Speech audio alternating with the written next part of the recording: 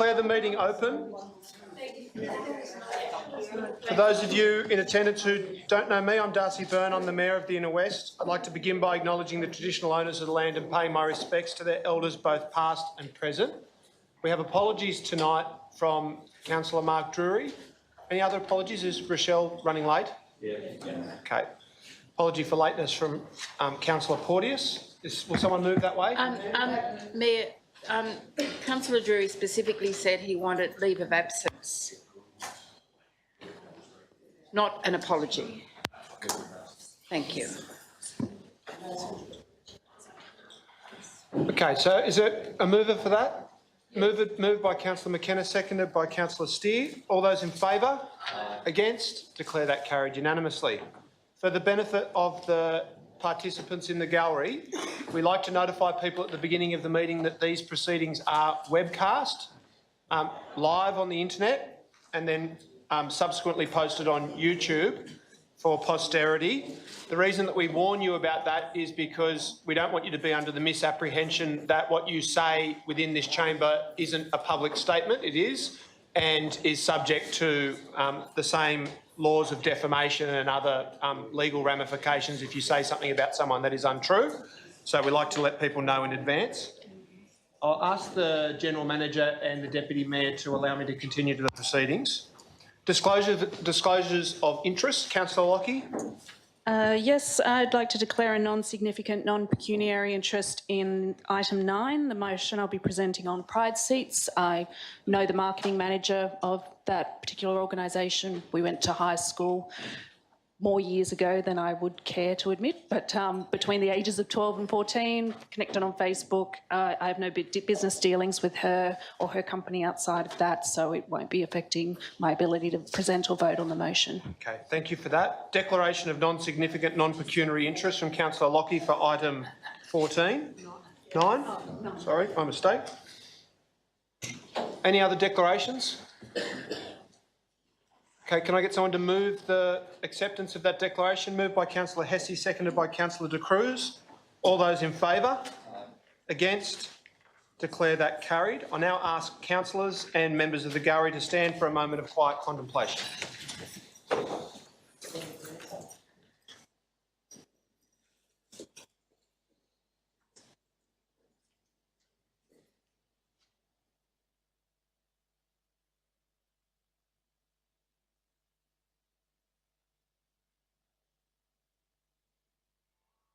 Please be seated.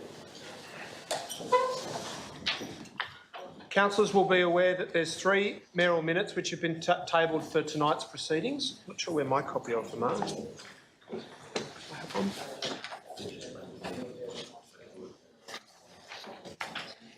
Whereabouts? Underneath this supplementary agenda. This is the second one. Thank you for that. The first mayoral minute, item 14, is in relation to the Harmonising the Inner West Council's environment wards.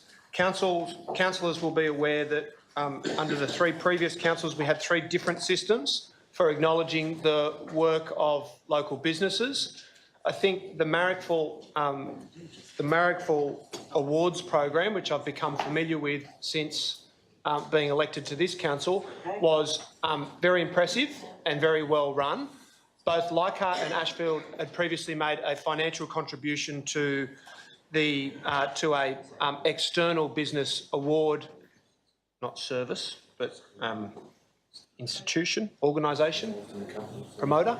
That's a good description. Yeah. And so there's currently a bit of a hodgepodge, is the best way to describe it, of business acknowledgement and awards.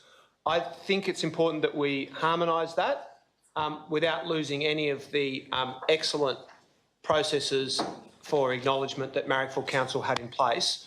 And so I'm recommending that we get a report on how those award systems can be harmonised and extended across the whole of the Inner West Council area, and that we requesting that we look at categories not limited to ethical business awards, LGBTQI friendly business awards, multicultural business awards, sustainable business and accessible business awards. So I'll move that way.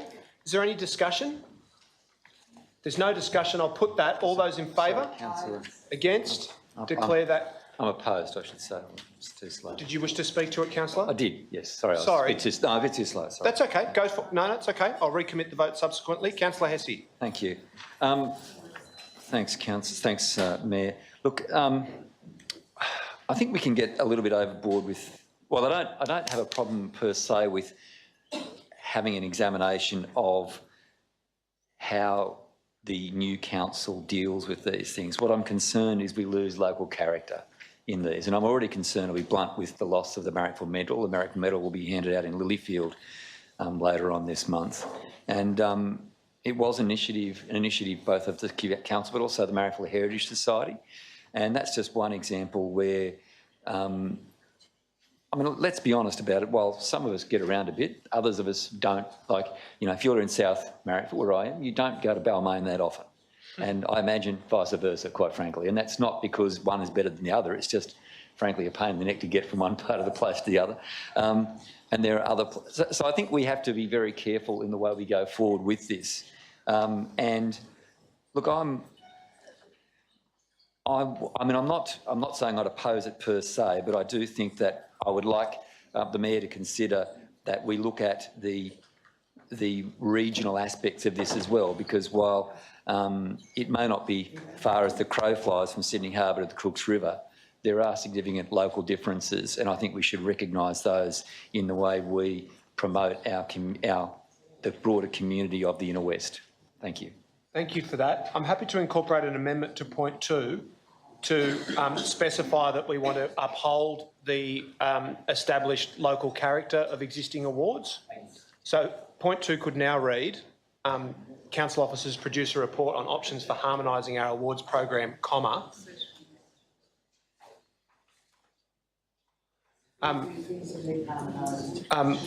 while upholding the existing character of local awards. It could probably be worded better, but I think that captures the essence of it. Okay, further discussion? Councillor Kiat. I have a question Yes. to you as the mover.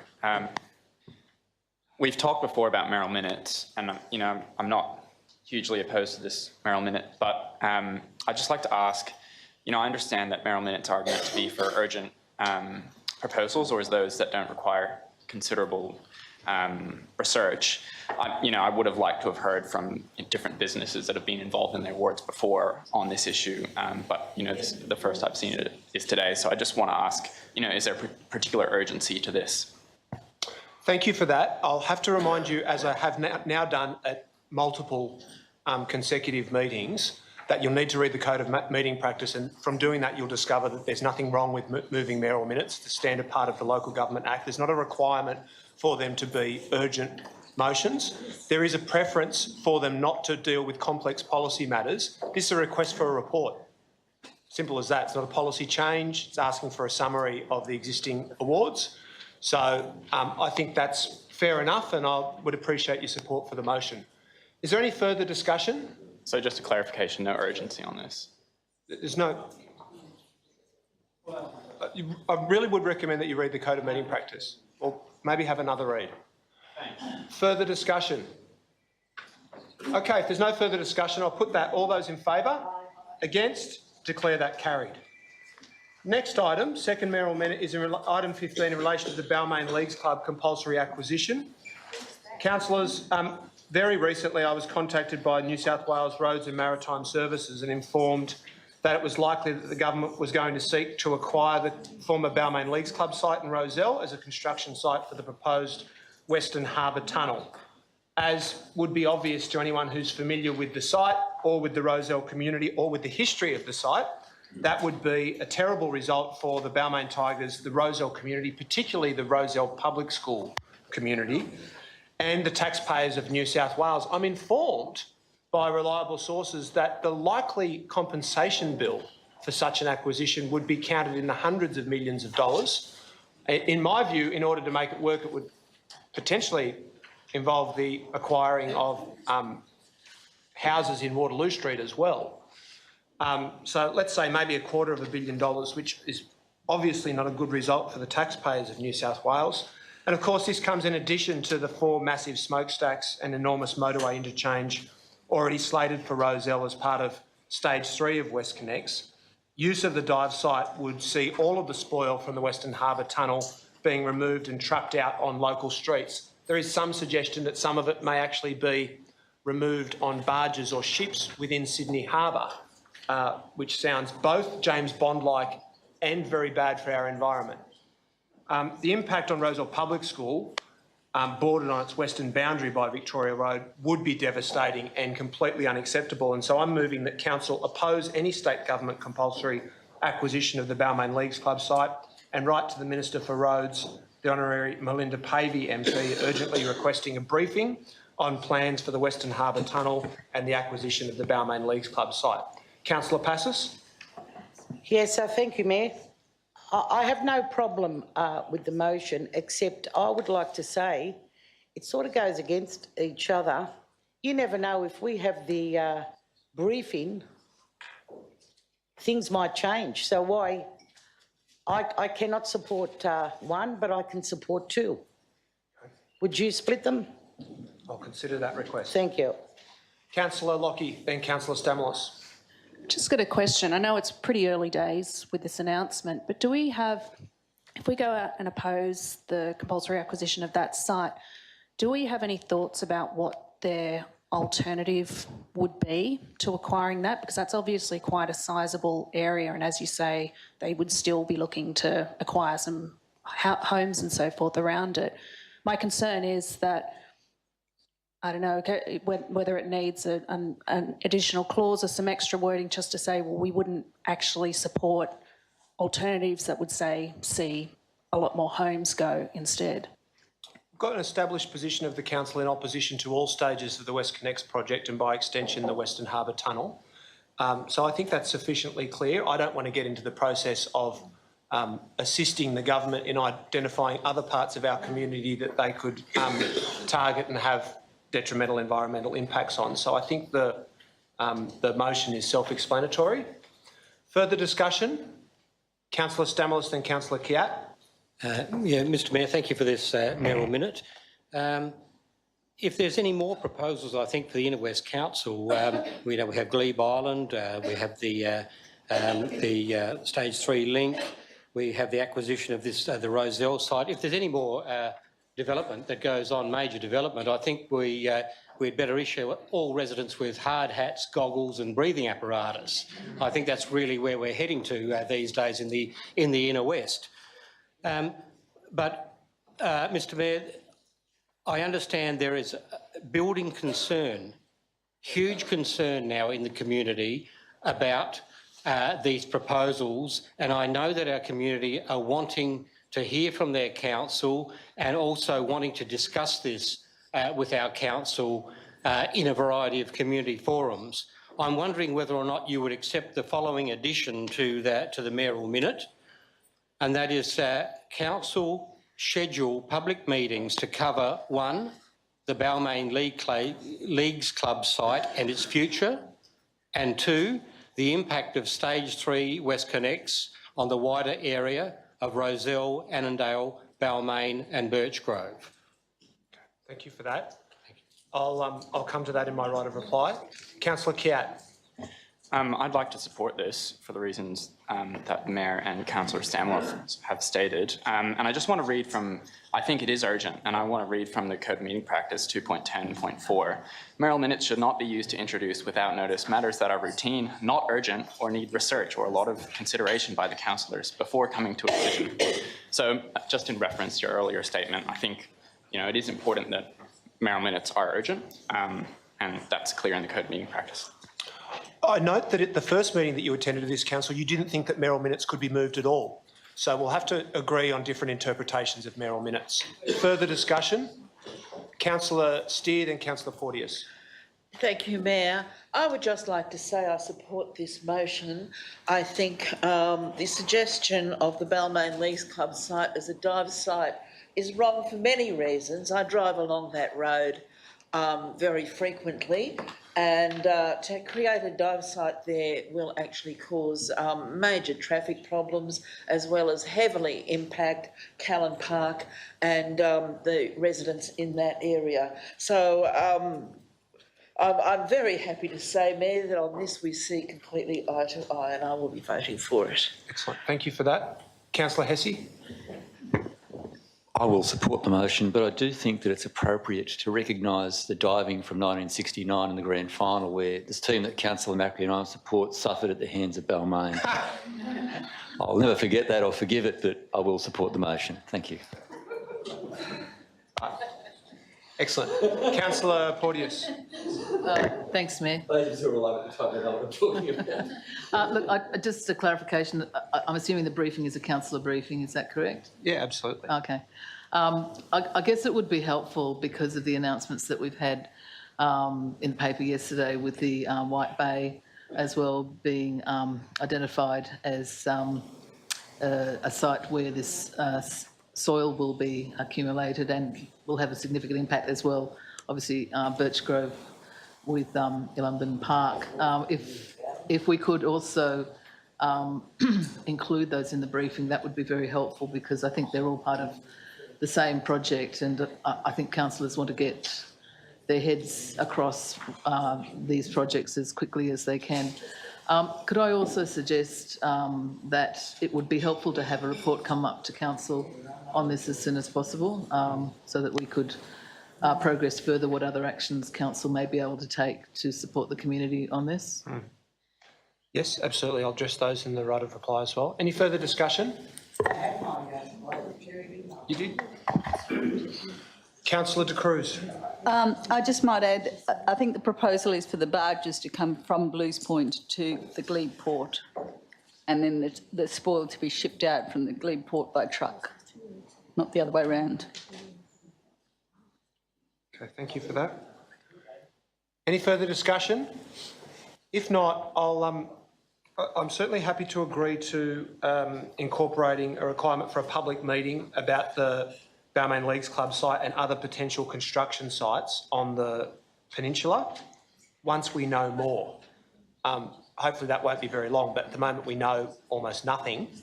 I was offered a briefing, and if I get a date for one, I will certainly make sure that it's something that all councillors are invited to. But I've subsequently heard nothing back from them about the date for that briefing. So I'll provide wording to the minute taker that I think captures that element of Councillor Stamoulis's suggestion. In relation to another meeting about the impacts of WestConnex Stage 3, we've just concluded convening, and I chaired 4 of the 5 of them, public meetings on WestConnex Stage 3 in Rozelle, Leichhardt, Harbour, Newtown, Camperdown, Petersham Town Hall in relation to But not St Peters.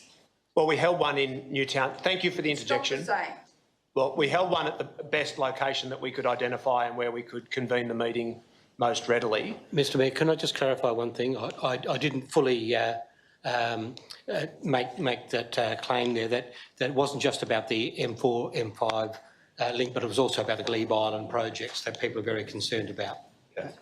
Well, I've incorporated the wording, which is now on the screen, in relation to another WestConnex public meeting. We can't hold one every month or every few weeks. I might add that at the first one, which I convened at Rozelle, I did have a certain activist get up and tell me that my dead parents would be ashamed of my conduct. So I did feel as though there could have been some more constructive approaches made to those meetings, given that the council had gone out of its way to convene the meetings, and it had actually been my proposal that initiated them.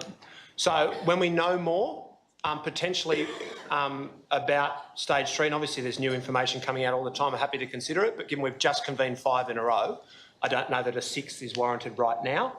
And I would assume, just in relation to Councillor Porteous's constructive suggestion, that we need to have a report come to council. I would assume as soon as we've got more information on any of those things, that officers should, as a matter of course, be reporting that to council. I note that the Glebe Island proposal is on tonight's agenda, and we can consider further there how we might work with the community in relation to that.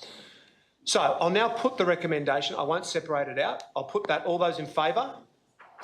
All those against? Declare that carried.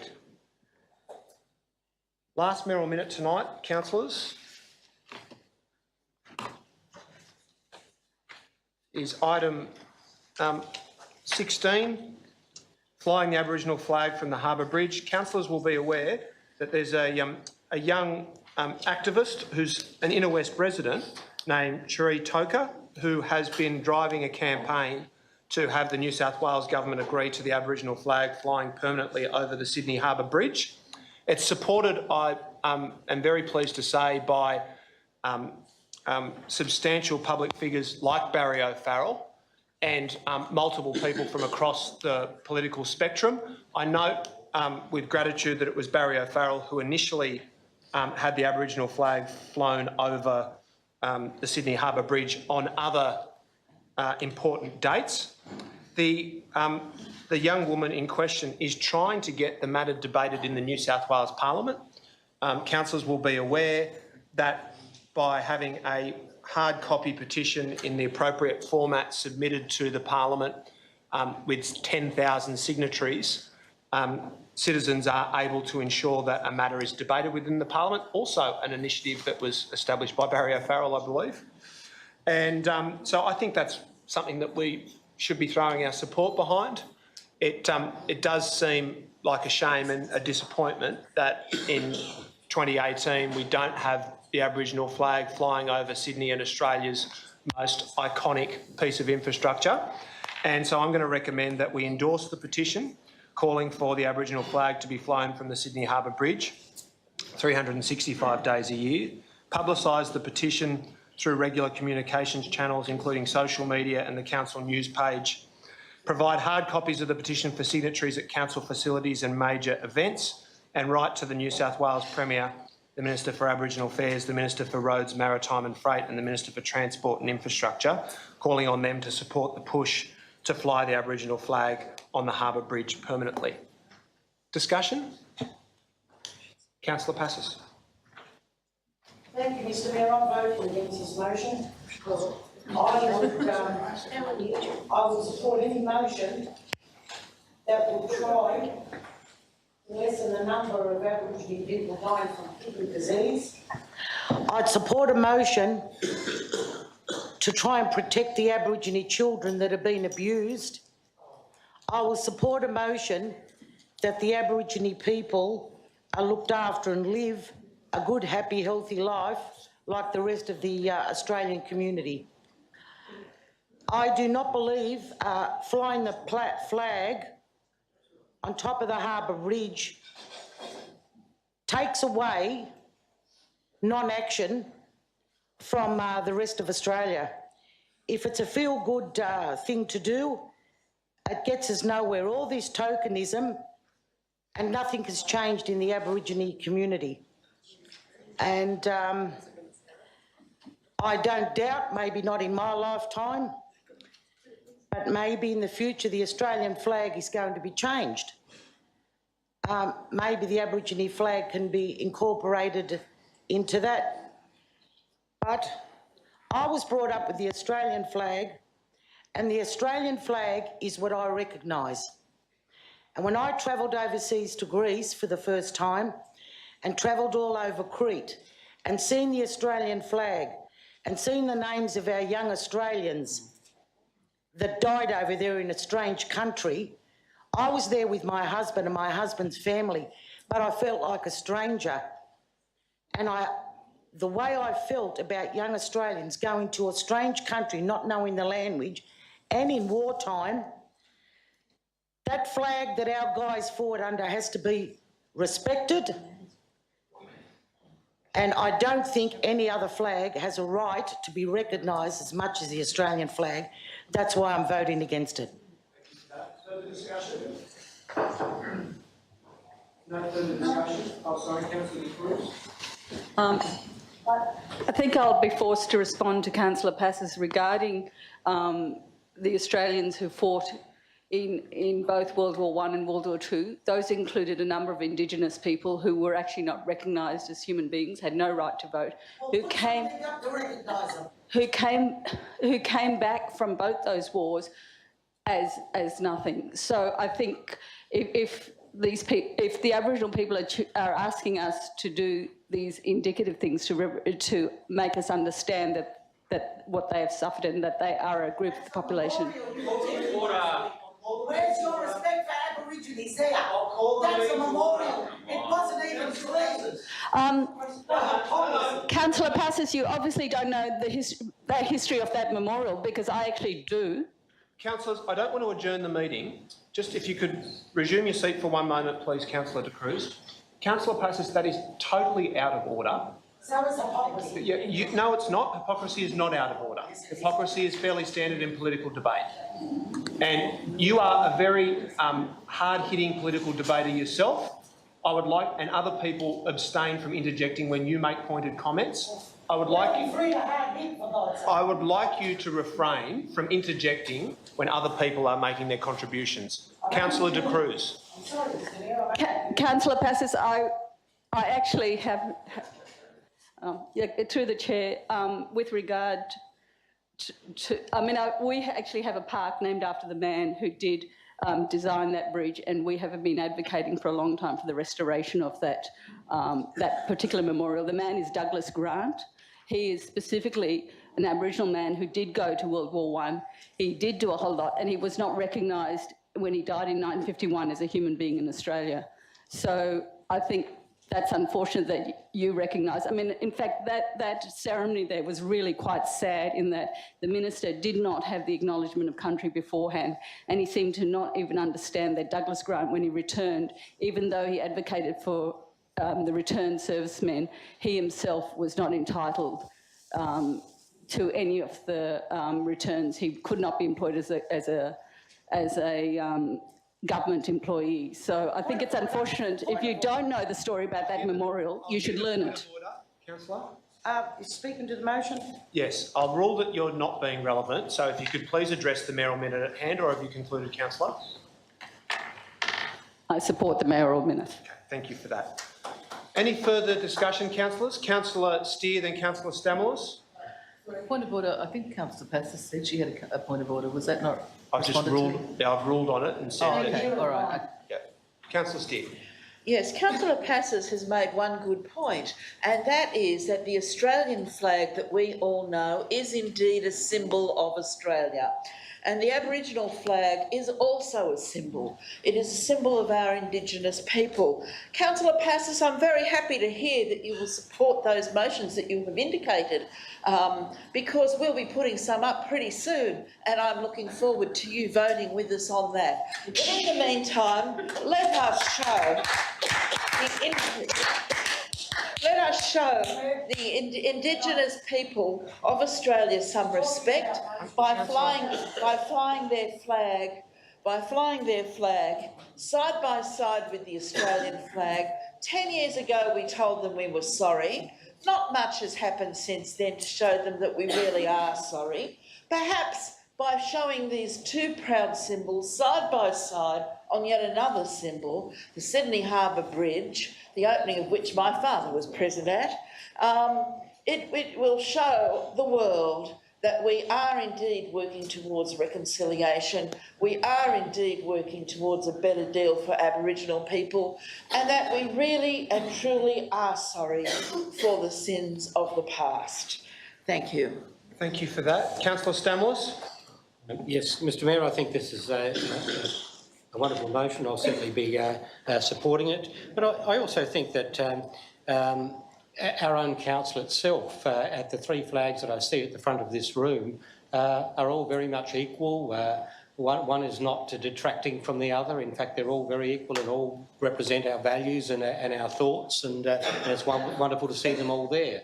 And I don't think in any way that having the two flags, the Aboriginal flag and the Australian flag on the Harbour Bridge, one will not detract from the other. In fact, both will make a wonderful statement about our nation. Thank you. Okay, thank you for that. Is there further discussion, councillors? There's no further discussion. I'll put that recommendation. All those in favour? All those against? Declare that carried, with Councillor Rescind and Councillor Passos against. Now, I want to issue an apology to Michelle Hacking. Please accept my apologies. I realise now that you had registered to speak to the mayoral minute. in relation to the Balmain Leagues Club site. Knowing your views and your commitment to the heritage of the area, I'm sure that you would be in concurrence with the position that we've adopted, but I'm very sorry that I missed you. Please accept that apology. I'll make sure that next time you register to speak that is respected and upheld. Thank you, Mr Mayor. Now, for the members of the gallery, that concludes the mayoral minutes. We've got 3 items tonight which will suspend standing orders to bring forward, which people have registered to speak to. We've got 1 item which 4 people have registered to speak in favour of, and that is the rescission motion in relation to the cottages at 9 and 11 Marion Street. Our code of meeting practice prohibits more than 3 speakers from speaking in favour or against any given item. I understand that all of the registered speakers were informed in advance that that was the case, and I just wanted to clarify whether you've had a chance to concur and work out which 3 of the 4 people will be representing that position. Yeah. Mr Lozano, Ms Thompson, Ms Schilling and Ms Kershaw. Yeah. Who's dropping out of the speaking list? Adrian? Okay. No problem. Would it be possible, given that I assume there's no one speaking against this motion, to occupy one of those spots? No, it's not. You can give yours up. Yeah. Hold on. Well, we'll be dealing with that at the end of the... No. That's the code of meeting practice. So, I need a motion to suspend standing orders. Councillor, tell me when you've concluded. I'm trying to keep things on track. I need a motion to suspend standing orders to bring forward items 7, 11... I'll move a motion that we suspend standing orders and bring forward item 7 and what were the others? 11 and 15. 11 and 15. That's moved by Councillor Porteous, seconded by Councillor McKenna. All those in favour? Against? Declare that carried. The first item on the suspended standing orders agenda is notice of motion to rescind cottages at 9 and 11 Marion Street, Leichhardt, and the first registered speaker is Mr Lozano. I'll remind everybody, just before we begin, that people who are here to speak to items tonight will be granted 3 minutes. You'll hear a bell tinkle at the front of the room when we get to the 2.5 minute mark. We're not in the practice of extending people's time, for the very good reason that if you're the first person to speak tonight and you've got an important point to make and you feel passionately about it, you might feel the need to go for 4 or 5 minutes. But if you're the last person to leave tonight, you wish that everybody else had been respectful enough to stick to time so that you could have got home more quickly. So over to you, Mr Lozano. Thank you. Tonight's speech is a plea to the 3 councillors from Leichhardt, Councillors Rescind, McKenna and the Cruz. I am John Lozano, a local resident, and as the Mayor is fond of calling me these days, a failed candidate for Leichhardt. Our community elected you 3 candidates because in you they saw the best candidates to represent them in this chamber. In you they saw 3 individuals who will act with integrity, independence and not be swayed by the political pressure from the parties you also represent. Your decision is an easy one tonight. Your community has spoken very, very loudly and clearly on this issue. No, we do not want these cottages demolished. Not one single member from our community has stood before you in this chamber and said that Darcy Byrne's idea to put up a parking lot is a brilliant one and should be supported wholeheartedly and unreservedly. I'm sorry, sir. I'm just going to have to call you to order.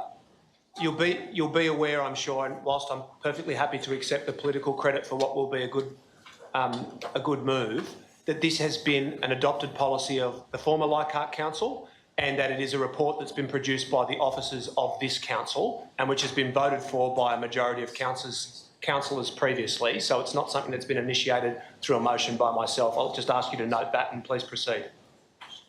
I repeat, not one member of the community has stood before you. Yet you continue to do so. You continue to support the motion. Many passionate representations have been made from community members asking you to retain the cottages for community use. Petitions have been signed with thousands of signatures. And even your grandiose approach at community consultation, who canvassed 25 views, got a no. We do not want these cottages to be demolished. Yet You continue to ignore the community. Taking you on face value, assuming there's no underlying agenda, the only possible reason, however flawed, is that you are adding way too much value to the statement at the last council meeting that it is cheaper to demolish than to renovate. To bring clarity to that statement, you have before you a motion that asks for proper financial analysis. Support this and you will be equipped with all the facts you need to make an administratively sound decision. I mentioned at the last meeting that Council's analysis had inadvertently omitted the ROI factor from their bottom line. So just in case we do not get a support for this motion, just in case you feel you do not want to fulfil your due diligence on this matter, I have prepared and submitted a 10-year investment overview. It is on your desk. It has been sent to you personally to your emails, and I have further copies if you haven't still got one. 3 minutes won't allow me to go into detail, so summarising. I have selected a compromise position whereby one cottage is used commercially and the other one is given to the community at a peppercorn rent. My preference is for both cottages to be given to the community, but this scenario makes it absolutely clear and indisputable what the outcome will be. In essence, it allows one to pay for the other and generates income from day one. Even with ongoing maintenance, it shows investment recuperating your initial outlay within 2.5 years. The 5-year outlook projects an income of $150,000. The 10-year outlook... Mr Lozano, your time has expired. You made me stop in between. I'll move an extension of 2 minutes so that... Extension time has been moved by Councillor Boyce. Is there a seconder for that? Seconded by Councillor Hesse. All those in favour? 1, 2, 3, 4, 5, 6, 7. All those against? 1, 2, 3, 4, 5, 6, 7. I'll use my casting vote to vote against it.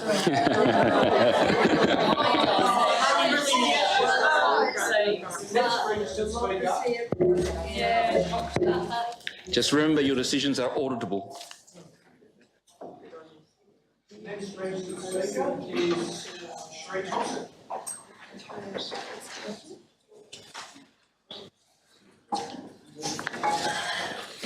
Good evening, Mr Mayor and councillors. My name's Cherie Thompson. I'm the founder and chairperson of the Inner West Women's Shed.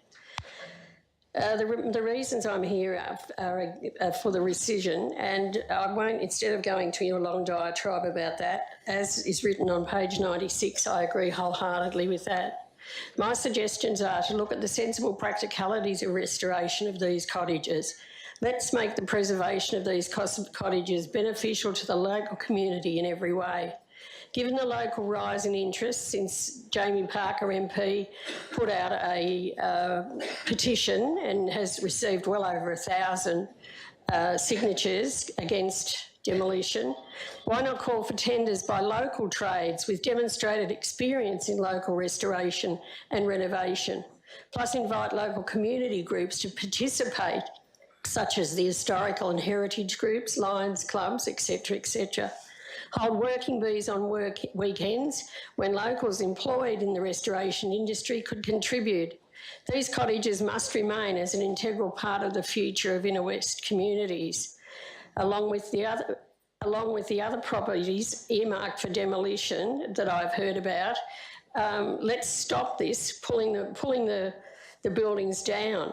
There are 79 businesses in Leichhardt dealing in second-hand building equipment and materials. Imagine how costs would be drastically cut. Imagine the precedent that would be set as an example to other councils. Plus, imagine how these employers and employees would benefit. What a feather in the council cap this would be. Instead of knocking down the history of the Inner West, how about we restore and cherish those who have gone before us? Thank you.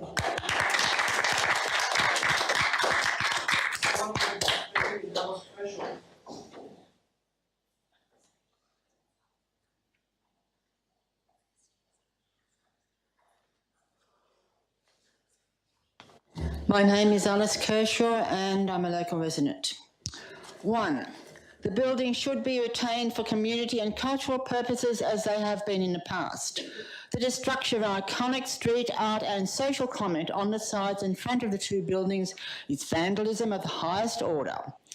Demolition of a community-used buildings for a car park is unacceptable. The buildings can be restored to their former glory. The creation of public recreation space at the back of the building in conjunction with restored and semi-detached buildings should be done. The decision was made by the Liberal-appointed administrator who was not elected. The buildings were built before 1903.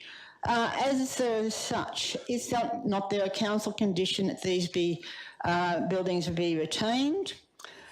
Council already has underground car parking for its employees. I thought the amalgamations of the council would result in fewer council employees rather than more. The demolition costs are way too high at $90,000 for two small buildings. Council, is there a council policy to encourage the use of public transport? Car park for employees is contrary to that. There is a question, and I'm asking this of the councillors. If a car park is built for employees, is there a fringe benefit tax subject to fringe, is the car spaces subject to fringe benefits tax? Car parking is also inequitable as it is a benefit that employees only who do not use cars, who use public transport, bike, or who walk cannot access. Also, a second reason is that if the buildings are demolished, say in 6 months' time, and the demountable buildings at back are also demolished or sold off and moved, will this open space result in a council proposal to develop a multi-storey car park on the demolished site and the existing car park site? That's it.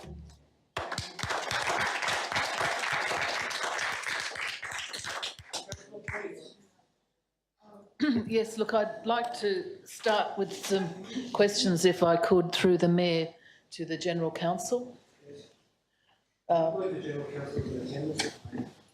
Sorry? I don't believe that the General Counsel is in attendance. I would expect that that would be obligatory, that the General Counsel should be in the attendance of every council meeting that we have. Well, could I ask the General Manager how the decision has been taken not to have the General Counsel in attendance at a constituted council meeting? I'm going to rule that out. We're addressing the rescission motion, and you've said that you would like to pose questions through the chair before speaking to the motion. Yes. I'll allow you to do so, that it's in relation to this. It is in relation to the rescission motion, and it needs an answer from the General Counsel.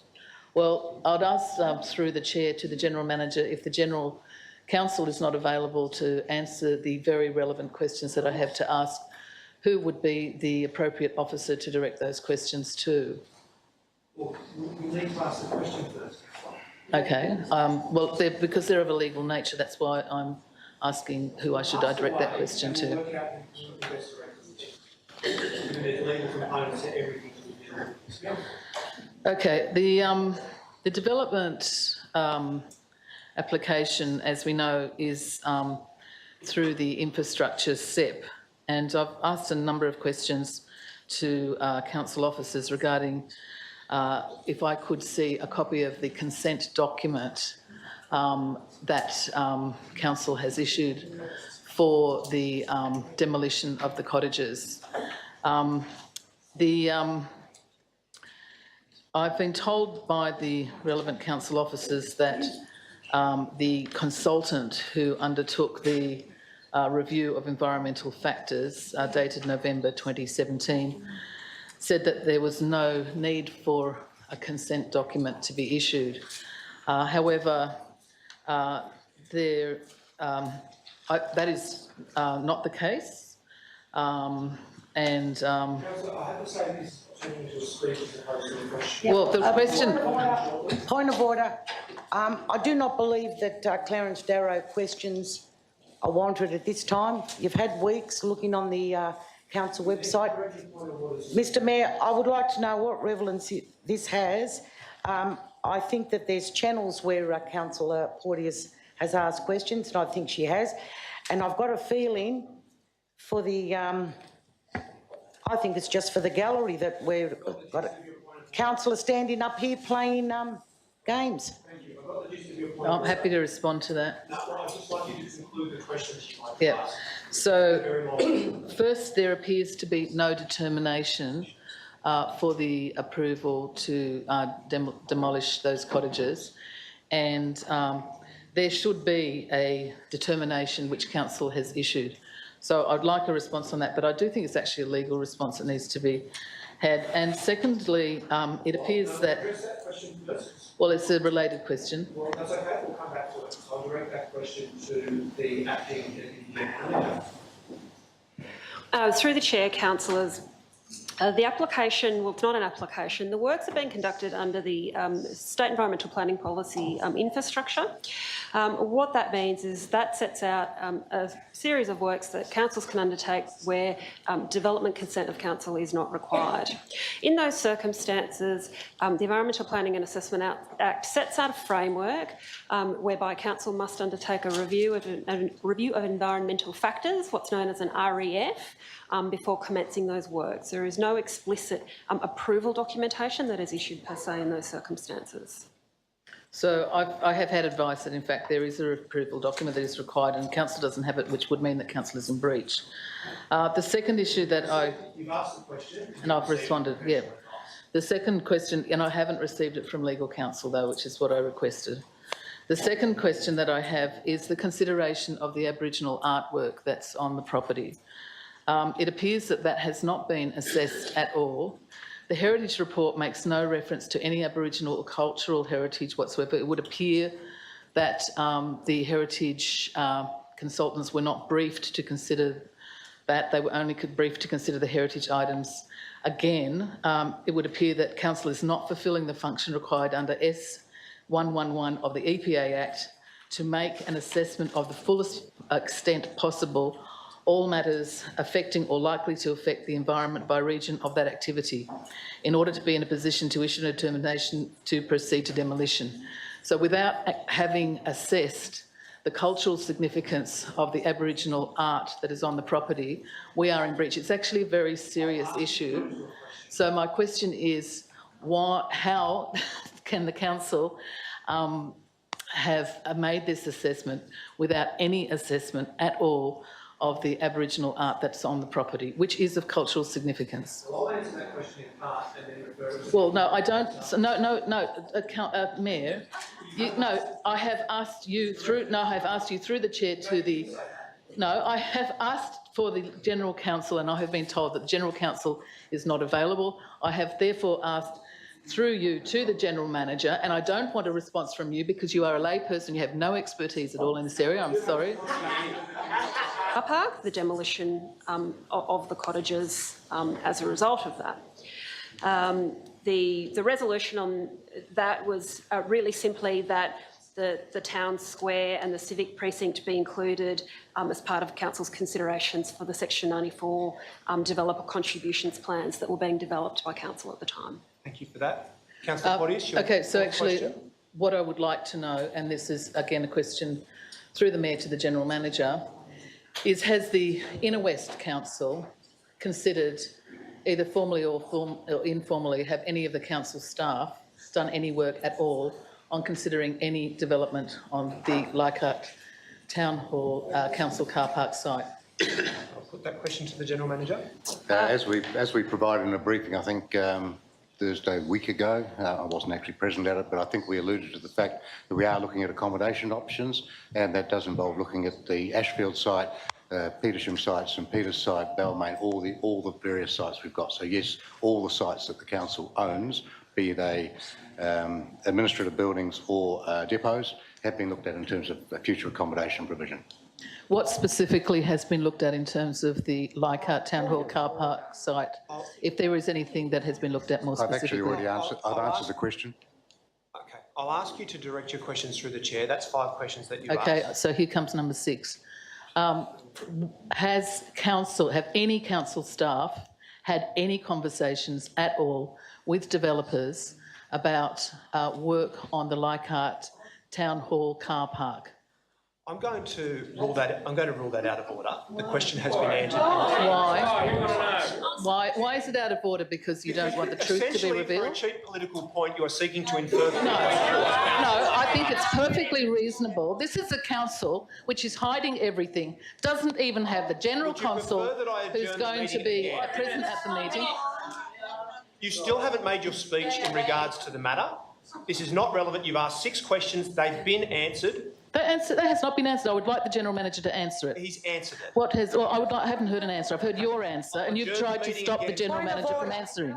You've tried to stop the General Manager from answering. I'd like the General Manager to answer, please. Point of order. You have the opportunity of briefings and you have the opportunity of the council paid email system to ask all these questions. And I think these should be out in the public forum, Julie, and that is why I'm asking the question. The point of order is because we know very well what the answers to these are. There's no more statues left. They've been given out. Call the meeting to order.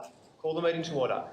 Councillor, you've asked 6 questions. They've been answered. The question I haven't now had an asking, answer from that question. If I could have an answer from the question. And No, could I hear from the General Manager instead from you?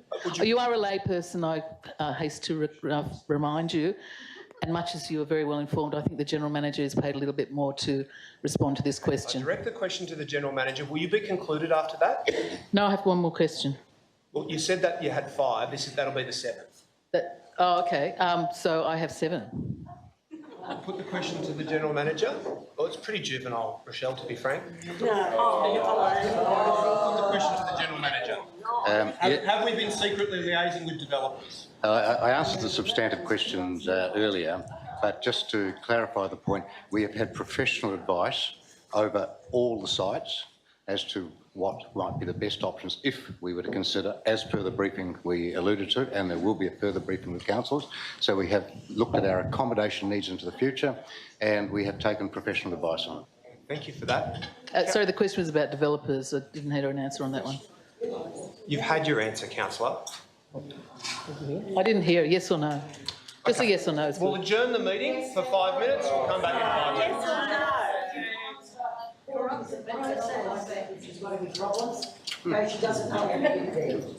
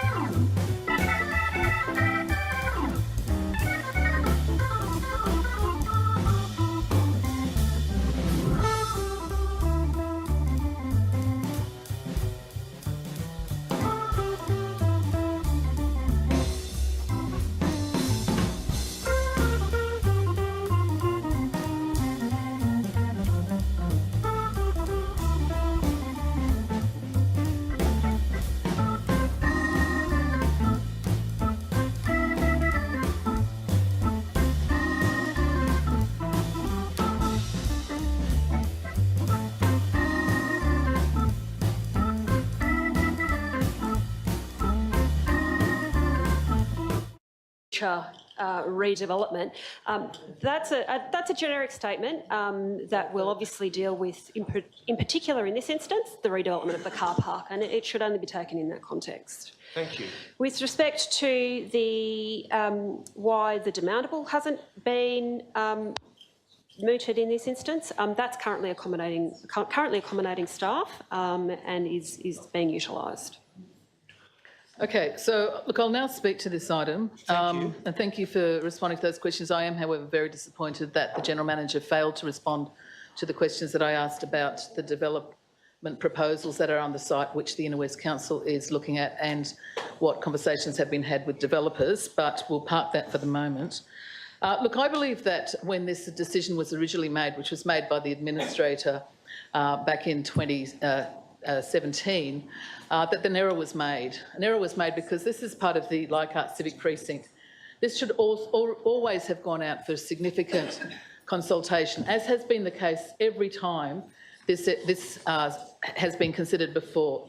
Every time we've looked at different proposals for the Civic Precinct. And to be honest, if you go through and actually look at the number of reports that have come up to Leichhardt Council, you'll see there are actually dozens and dozens and dozens of them, considering the different options. Most of them actually still looking at retaining the cottages, because that was something that was pretty important to a lot of the councillors and certainly a lot of the community.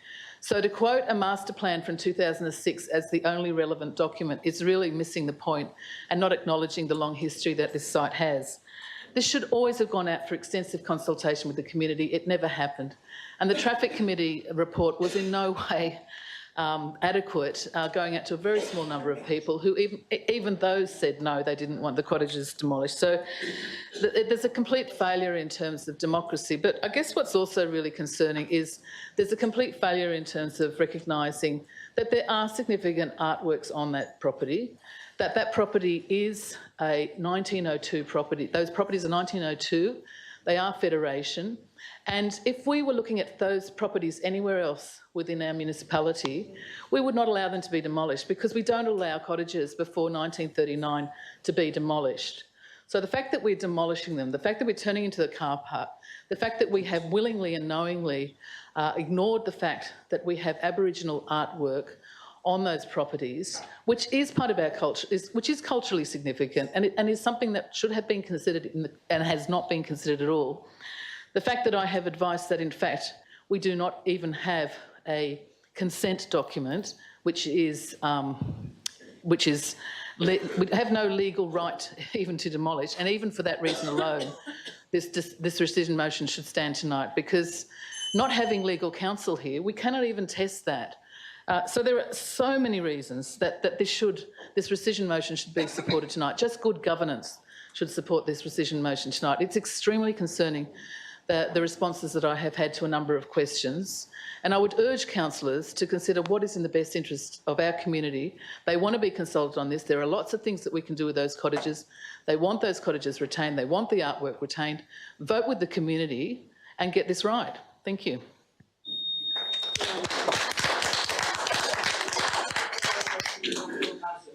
I understand that obviously there has been an issue of contention with the artist who was commissioned to the murals speaking out about the need to maintain them. I was interested to know what the stipulations were within the contract for the commissioning of that artwork, about whether they were to remain permanent or not. I understand the council wants to retrieve that information. I'll ask a question of the acting Deputy General Manager. If you could please recite the section 3 decommissioning of the contract. Through the Chair, councillors, yes, Council's Living Arts team have provided me with the content of the artist agreement, which is standard practice for the installation of public artworks, and it does include a decommissioning clause which cites that the wall contracted for this site is owned by the Inner West Council. The artist understands that while all care has been taken to ensure that the artworks will remain in situ for a minimum of 12 months, unforeseen circumstances may necessitate the removal of the artwork. These factors may include, but are not exclusive to, the following: A, the sale or demolishing of the property housing the artwork, irreparable damage to the artwork, or unforeseen upgrades required to infrastructure. As Councillor Porteous has stated, I am a layperson, and so it seems clear to me what the intent of that is, and that's the contract signed by the artist. But when it says that artworks will remain in situ for a minimum of 12 months, that is an indication that after that the buildings are likely to be knocked down.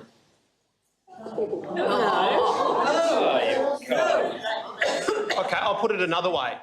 That's a commitment from council that they would not be maintained necessarily any longer than 12 months. That's correct. Okay. And just where it says subsequently in that contract signed by the artist, that one of the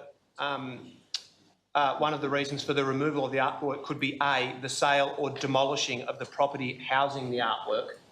It would seem to me that's quite clearly, I mean, again, I'm not a legal eagle, but that seems quite clearly a statement that if council decided to demolish the properties, that the artwork would be removed and demolished, and the artist has signed that contract in full knowledge of that fact.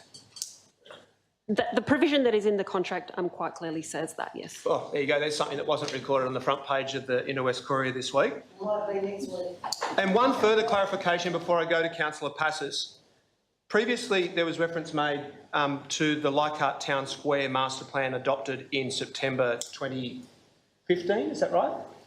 And I have what I believe is a copy of that before me. It was resolved by Councillor Mackenzie, Greens councillor on Leichhardt Council, and seconded by Councillor Emsley. And it was a unanimous vote in favour of the master plan, in which both myself and Councillor Porteous voted in support of the adoption of the master plan.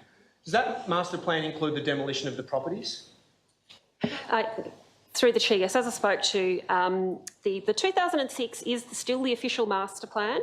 What the 2015 report to council set up the concept of the Leichhardt Town Square, and in quite a bit of detail developed an alternate concept there for the development of it, and council resolved that development of the town square be funded through an amended Section 94 plan. Could I just ask for the minute takers to table a copy of that to Councillor Porteous? Can I just get a quick... No, Thank sorry. you, Mr Mayor. Thank you.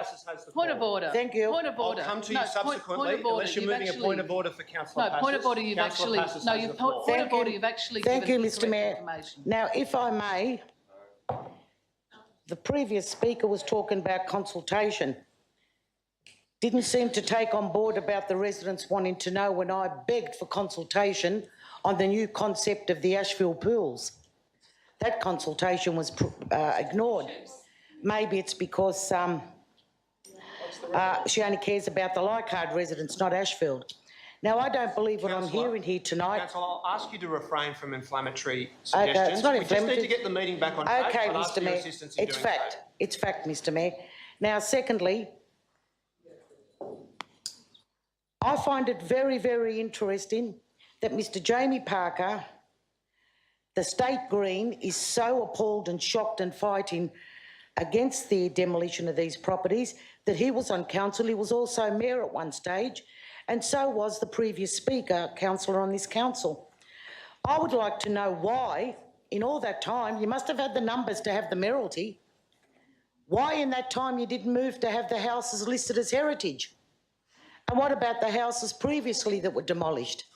There was no hoo-ha and jumping up and down. Yes, there was. I cannot believe the extent. Oh, no, I really would have thought the Greens might have learned a lesson from the Tasmania election last week. Becoming more and more irrelevant. People are waking up to you. People are waking up. Sorry, I missed People, I was waiting for a point of order from someone, but given that that has been absent... Point of order. Point of order. I'm going to rule that you're not being relevant if you could address the matter at hand. I'm going above my role as a councillor, and I'm giving the councillors that are not aware a political report of what happened last Saturday. So, just so people become aware of this. This shock, horror and upsetting against these homes being demolished, as I stated previously, I went down, I looked at these homes, false economy to restore them. They must be demolished, whatever happens in the future. And might I say, I'm very, very upset, and a word of advice also for the councillors opposite. There's been casting aspersions on certain people tonight, and the way this whole issue has been handled If you have a problem and if you're not sure of the address or contact of ICAC, I'll give it to you. Go to ICAC, but stop playing games and grandstanding in council. Okay, I might make a few brief comments before I go to Councillor Stamoulis, who's also asked for the call. I am regretful that in this debate so far, including in the media reportage, the voices of local businesses have been absent. And I would like to... Point of order. Is this your 3 minutes? Yes. Okay, great. The time is on. Great. Correct. I generally stick to mine. I would like to draw councillors' attention to the fact that in the statement issued by the council after the last decision of council a fortnight ago to adopt the officer's report, the following statement was made by Mark Chapman, the president of the Leichhardt and Annandale Business Chamber. Quote, "Our customers are competing for a limited pool of parking along Norton Street and are constantly looking over their shoulders at parking ranges. This increase in car spaces will be great for businesses and the customers they serve." And another business person said the following, "I applaud any measure that will help my customers and employees find affordable parking options, which in turn help my business.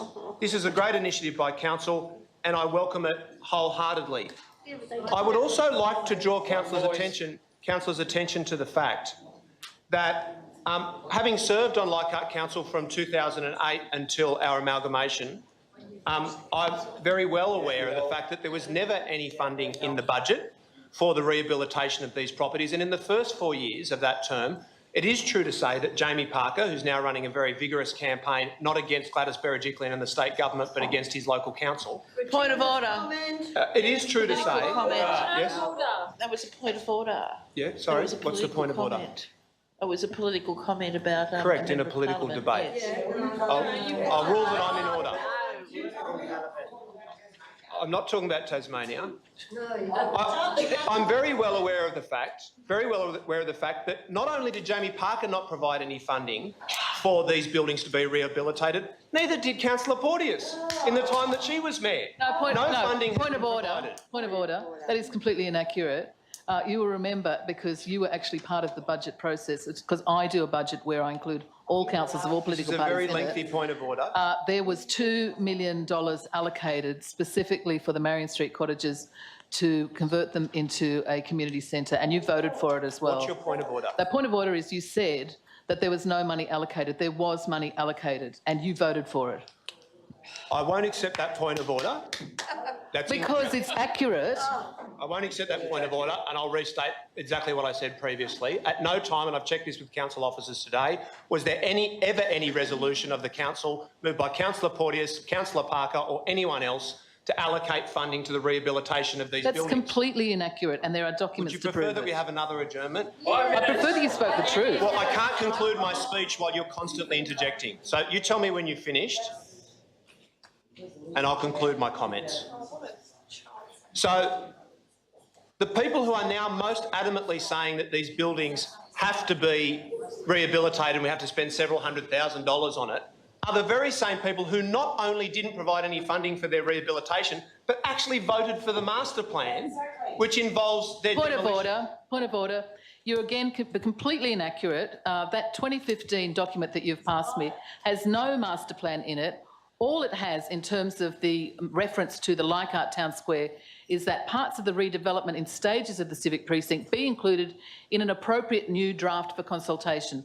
Most of this recommendation is actually referring to the affordable housing that's been proposed on the Uniting Care site. It has nothing to do with a master plan. There is no approval of a master plan. You are deliberately misinforming the public and the other councillors about this, and you should desist. It's very well to play to a friendly gallery. I'll point out to Councillor Porteous's colleagues that the meeting is becoming completely unworkable, and I've yet to be able to speak for 15 seconds in my statements without being interrupted. I'll conclude now. The hypocrisy of figures who didn't provide funding for the rehabilitation of these buildings and did nothing to ensure that they were saved at the time, now criticising myself and the other councillors, and in fact inferring impropriety of the council officers is extraordinary. Councillor Stamoulis. Thank you, Mr Mayor. Mr Mayor, I'd like to think that the Inner West Council is planning for our future. And I think ripping down structures without doing the appropriate planning process, and that is the continuation of the Leichhardt Civic Precinct, would be appalling. That is, let's do the plan, let's consult, let's find out what our community want for that Leichhardt Civic Precinct. We were interrupted by the merger. We were going through this process and we were interrupted by the merger. Otherwise, we'd probably have a plan in front of us right now that we'd be looking at something viable, something useful for our community. It's shocking to me that the vision of the Inner West Council for the Leichhardt Civic Precinct is a car park. Exactly. Leichhardt, this shows that Leichhardt is being thrown backwards and undoubtedly other areas will be thrown forward. We are going to go backwards. Our vision is a car park. The signal is this is an administrative area worth very little and worth nothing. Let's get back to the planning. Let's get back to the vision. And the vision was always going to be that our town hall would serve a wonderful community purpose. These two buildings could possibly be merged together and a nice plaza, green plaza between them would be formed where people could break out. And it would serve our business district very well, far better than what our business chamber is saying. 22 car parks is one thing, but a vibrant community hub will bring far more customers than 22 car parking spaces. And this is why we must do the plan first. And at no stage did any councillor on the former Leichhardt Council say that these should be demolished. No councillor said that. We're pursuing the plan, as I say, that was being interrupted. We need to look at the possibilities and potential of this site, not a flat earth car park. We need to satisfy good planning processes and good consultation. I think there's tremendous opportunities, far better opportunities for our central hub there in Leichhardt, and it deserves it, and far better opportunities for our businesses. I think we should hold back for a little while. think we should return to the planning process and see what comes of that. Been talking about it since 2006. Councillor De Cruz, then Councillor Piat, then Councillor Speedy. Through the chair, I have a question for the Deputy General Manager. If these two cottages were located at a private location within the Wetherill estate, what would be the assessment? What would be the process that would need to be gone through in the assessment of a development on that side? Yeah. Through the chair, councillors. So if we're making an assumption that it would be a typical development application process not undertaken by council, say on behalf of a private landowner, then you would be looking at a development application under the old Part 4 of the Environmental Planning and Assessment Act, whereby the provisions of the local environmental plan with respect to the retention of heritage, an assessment would be made under those provisions and a heritage assessment would be undertaken on a case-by-case merit-based assessment.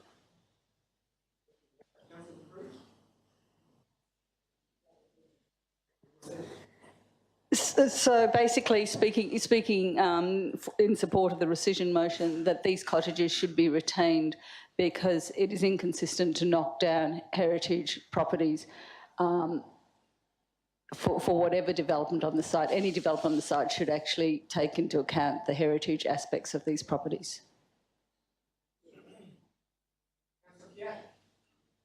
A lot has already been said, so I think I just want to reiterate the point that was well made by Councillor Hesse. We've heard that the business community in Leichhardt welcomed the decision of this council to destroy these cottages and create 22 new parking spaces. Well, that's all well and good, but as Councillor Hesse says, there are many homeless people living in our community, and I'm sure that they would welcome the opportunity for council to create new houses that could be used for homeless people. It's actually a matter of priorities, and I'm not saying that every parking space in the whole of the Inner West Council should be made into affordable housing. But these are houses, they are existing houses. And it's not really good enough to say, well, you know, they're in the middle of a car park, so, you know, it's not the best spot for affordable housing. Well, we've actually got a housing crisis in this city with more and more homeless people. And this is a great opportunity, and it's callous really to say, well, let's just turn these into car parks because the business community will really welcome that. Well, let's think about people in our community that really need these, and let's get our priorities straight. So I'd ask every councillor to consider, yeah, the homeless people sleeping outside the council chambers when we're walking in, when making a decision on this motion.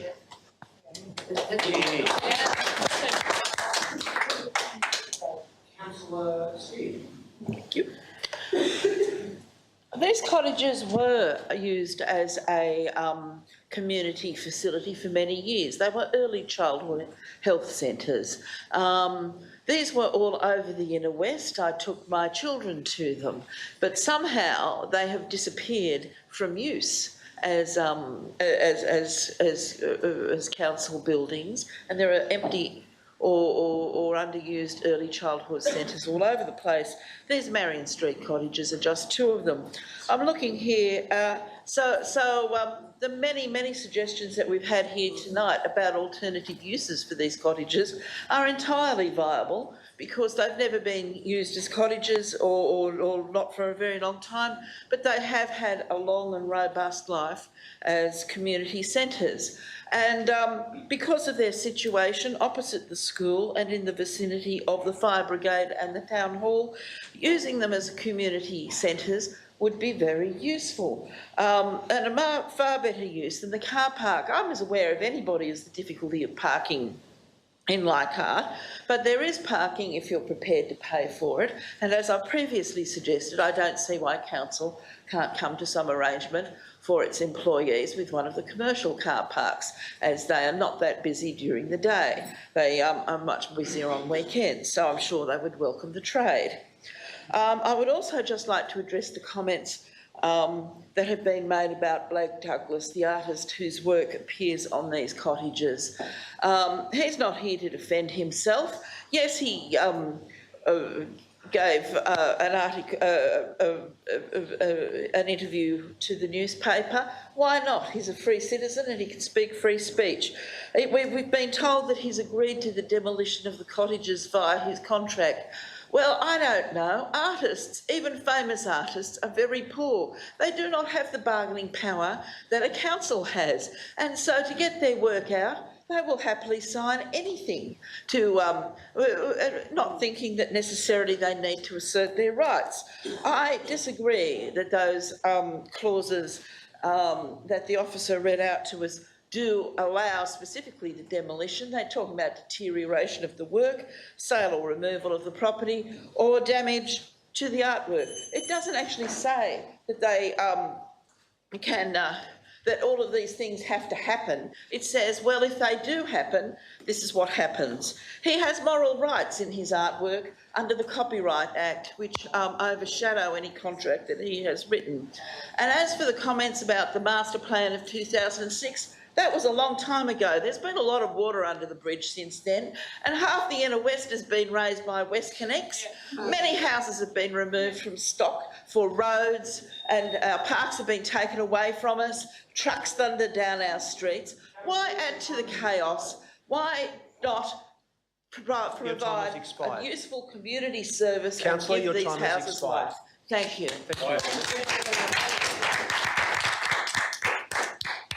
Councillor Macri. Thanks, Chair. Look, in the Inner West Council there are many challenges. There are many competing projects and there are limited funds. So these projects are budgeted and factored into a budget which is under increasing pressure and stress. And when we're assessing that, we have to make those decisions on facts, not on what we feel like or sometimes a few minor or a few groups of people that come up here which don't completely represent the wider community out there say, right? And if you look at the facts, on page 19 you see a report about parking, particularly in this area.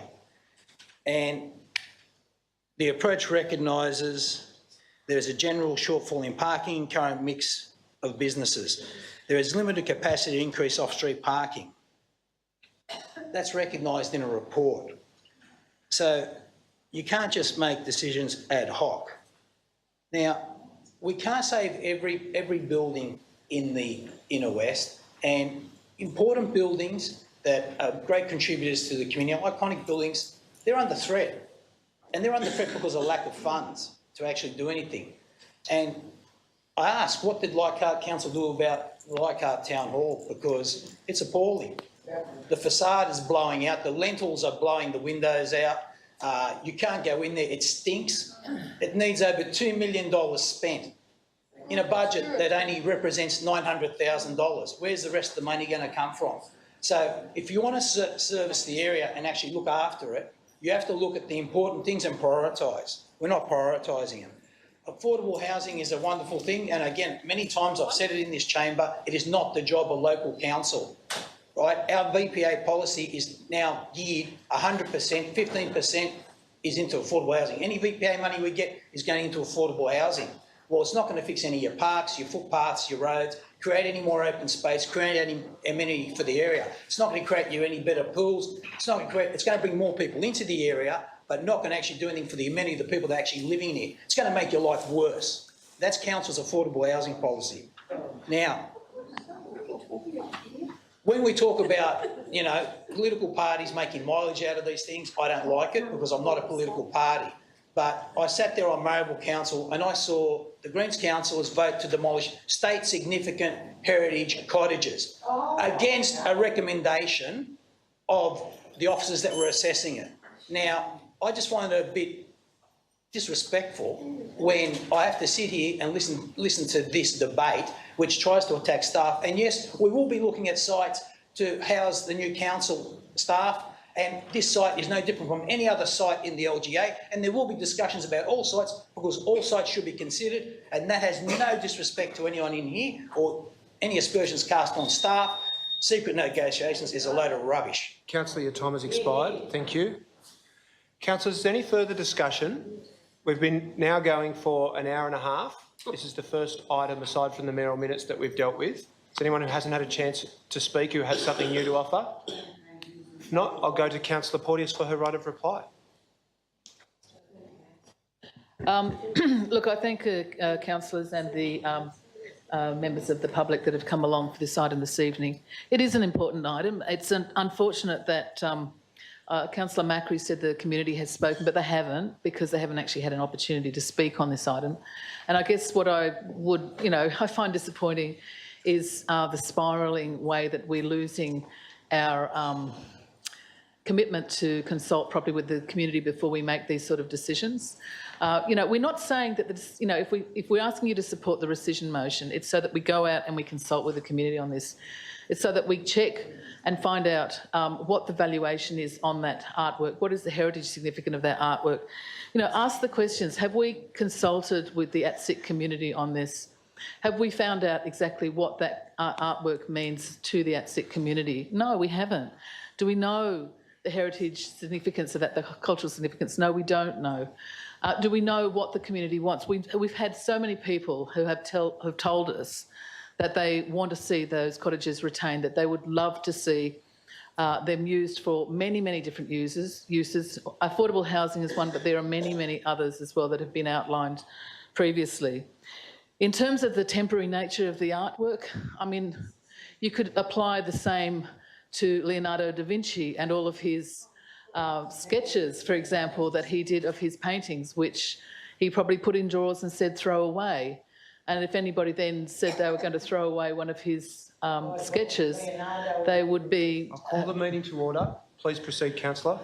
There would be shock and horror. The point is that art is art. Any limit on the time period of art is insignificant and has nothing to do with the cultural significance of that artwork. It is an enormous tragedy that councillors who have been elected on a progressive agenda are voting to destroy that artwork and are voting to destroy heritage. It is they're Federation cottages. They're not going to cost 900,000 or 700,000. The report clearly states how much it's going to cost. It talks about 475,000. And it clearly states as well the cost of demolition. But it also does, what perhaps it doesn't state, for whatever reason, is the fact that there is value in those artworks, there is value in those properties. Those properties would have at least $3 million worth of value, and none of that has been assessed. We haven't had a good process here. This is a very bad process. At least let's get the process right.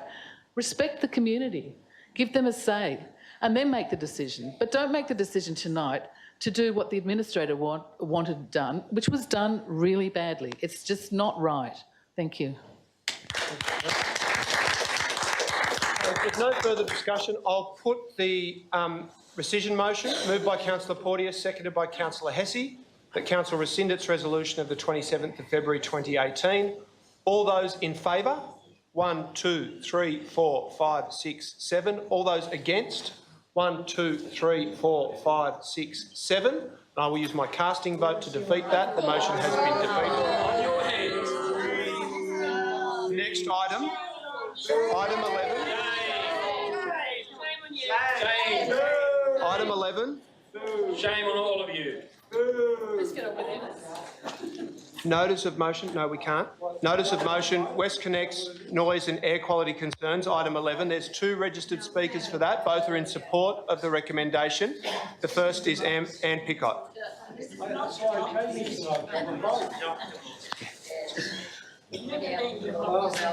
you call it 11.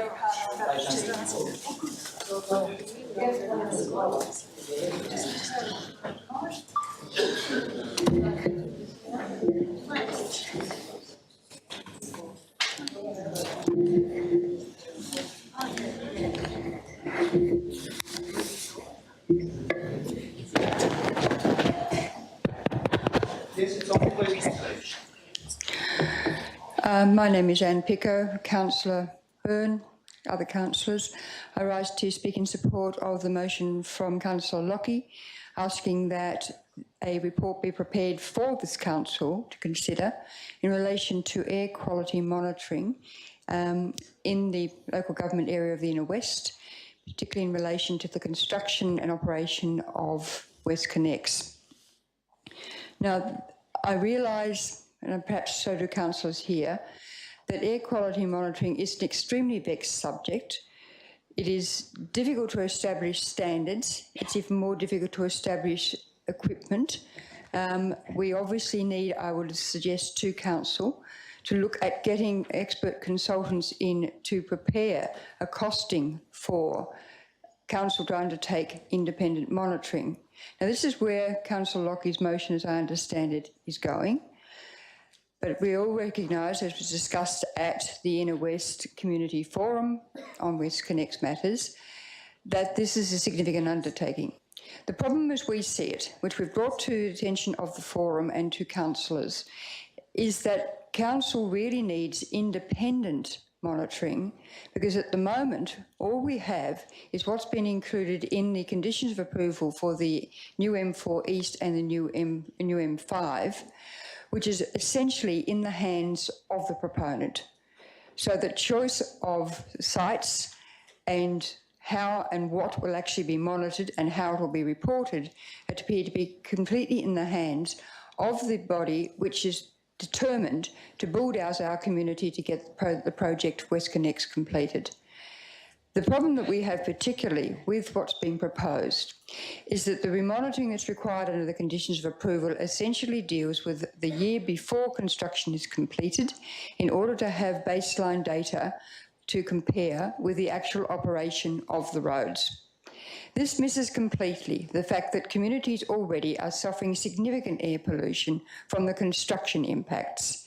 And given that in some instances the construction impacts, far from being temporary, will run for 8 years in total, and 8 years strikes me as a very long temporary period, we need not only monitoring in relation to operation, we need monitoring in relation to air quality impacts from the construction. We have sought through the community forum to get some input into these sites, And I am distressed to find that, in fact, the Air Quality Consultative Committee appears to have decided on the sites for both the M4 and the M5 without, to my knowledge, any input from the affected communities, with the exception of a couple of representatives from the community. The Inner West Council does not appear to have records of what they have actually put forward, let alone records of consultation of our community. Thank you. Your time has expired. Thank you very much. And for your information, my name is pronounced Pico, Councillor Byrne. I never seem to manage to get it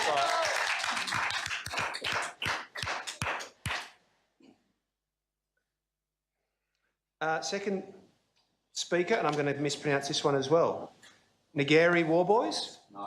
Nari. Nari. Okay. I'm actually. Oh, is it you? No, I'm registered speaker. You go. No, you go. No, please, Nari. Go. According to my records, there's only one. I have registered speaker. I did get an email back, so I do want to speak. Okay, I'll just ask the council officers to liaise with you about that. Hi, my name's Nari Warboys. I'm a resident of St Peter's. I live about 25 metres from the road widening that's going on at the moment. It's like living in a construction zone. The thing with complaints to the Sydney Motorway Corporation is that they don't take them seriously at all, and people just are tired of complaining and they feel demoralised when they ring them up. What Anne said about the temporary, this temporary construction phase, it's already been 2 years, and we look set to have another 5, possibly. It's not temporary. I've raised. My son goes to the local public school. I have concerns, health and safety concerns. I know that the principal has contacted the Sydney Motorway Corporation with some concerns, and they have just simply fobbed him off. One in particular is the closure of the footpath on Church Street. That's really quite dangerous, and as I say, the principal of the school has just been fobbed off, and that really does need to be looked at. Also, we have air monitoring, air pollution quality, on the site of the school, and we were promised access to that data, and we cannot access that data. We would really like to have access to that data. Basically, look, the community is really suffering, and we need some help. We need the council to advocate more strongly for us. I don't know what can be done. It's a bit of a David and Goliath situation, but really, I mean, the residents are really suffering, and we could do with some help. Please. Thank you.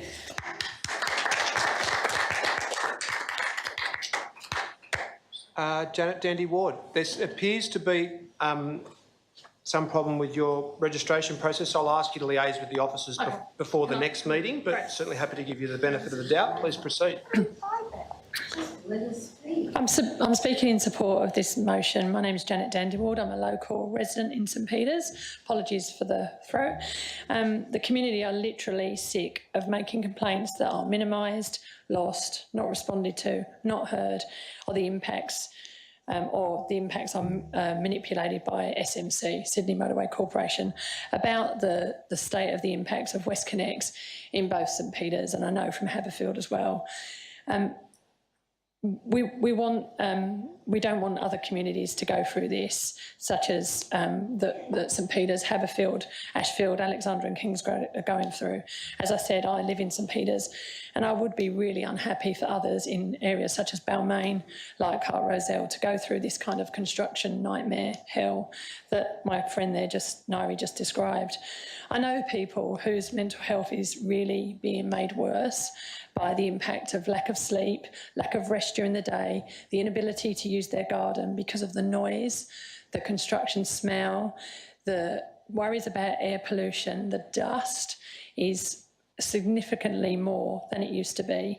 And sometimes dealing with the rude contractors that are provided by the joint contractor.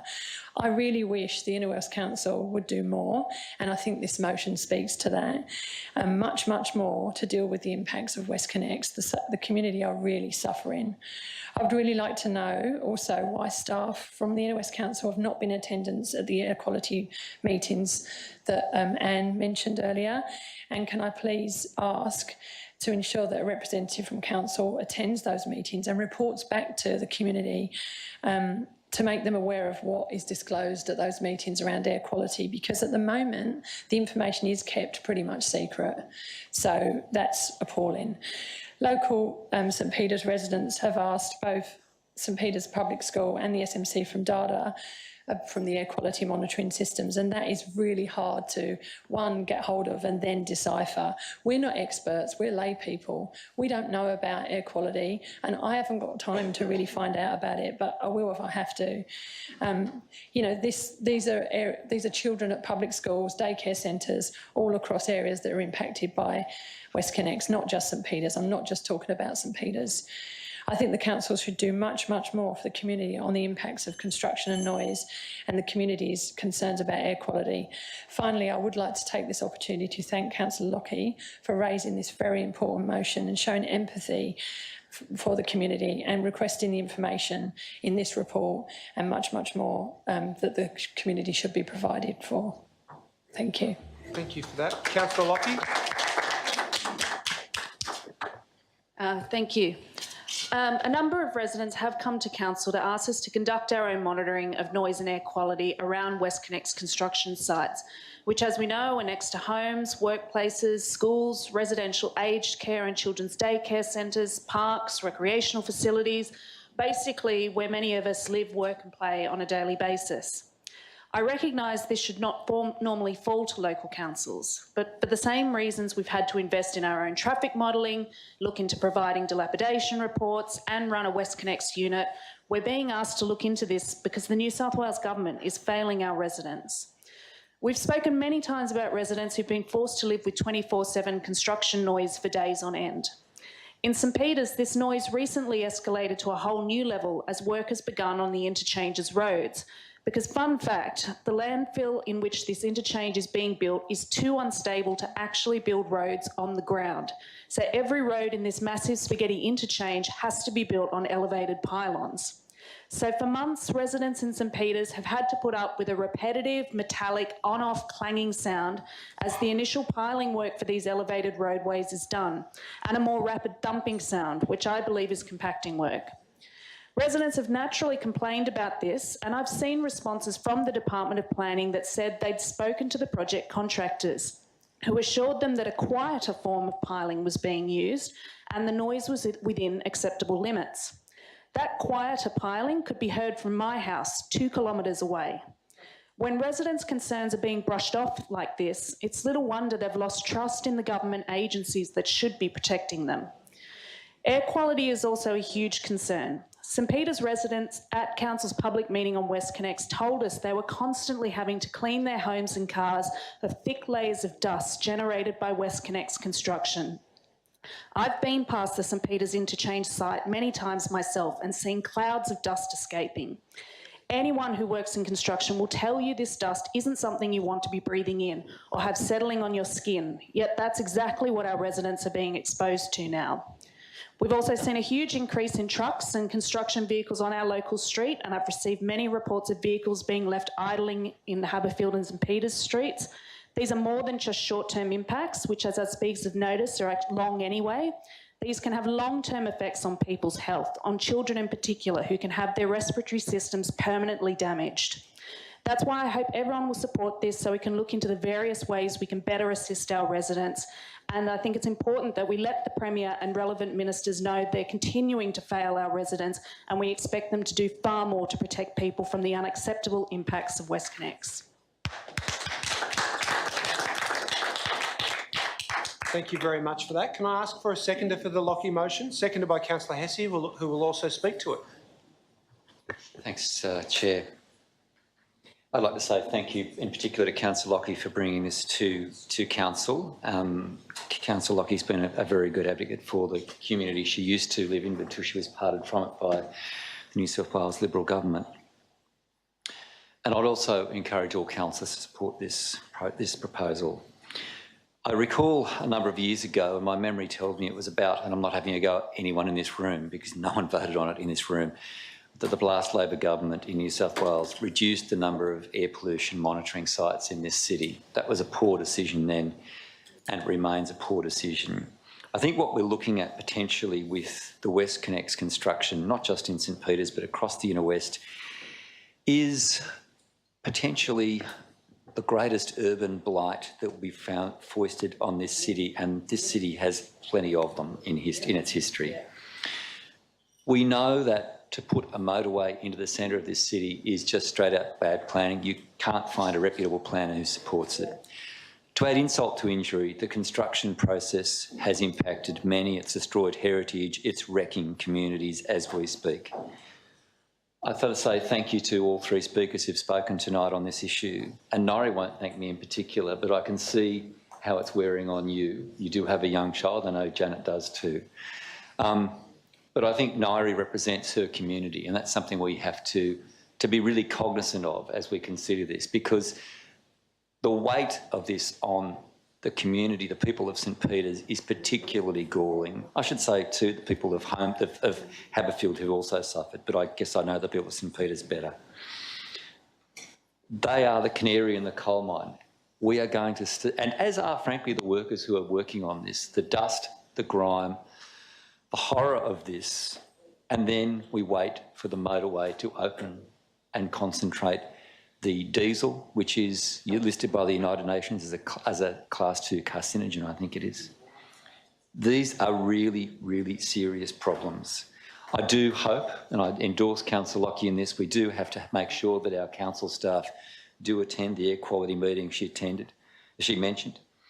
And I think that all parties in the state government need to be understanding that this issue is something that is not a matter of partisanship, but is a matter of good stewardship of our community. This is something monitoring is but part of the answer, and we need to do it quickly. But the long-term answer is to stop the madness and go to the public transport we need to support a growing city. Thank you.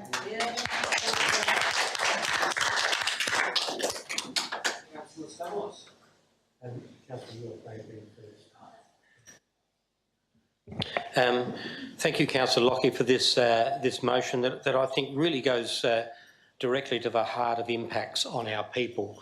Our residents have been coming to these meetings, coming to forums, coming to rallies, telling us about the dreadful impacts on those, and I think this is the very first motion that really says let's do something about taking some concrete action. And in fact, it's the action that a large council like the Inner West Council should be doing on behalf of its residents. So I'll certainly be supporting this motion.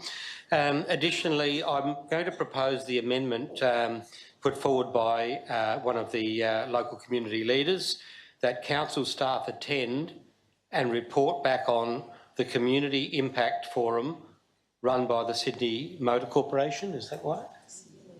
Motorway Corporation. So I'll put that forward as an amendment if I could. Thank you.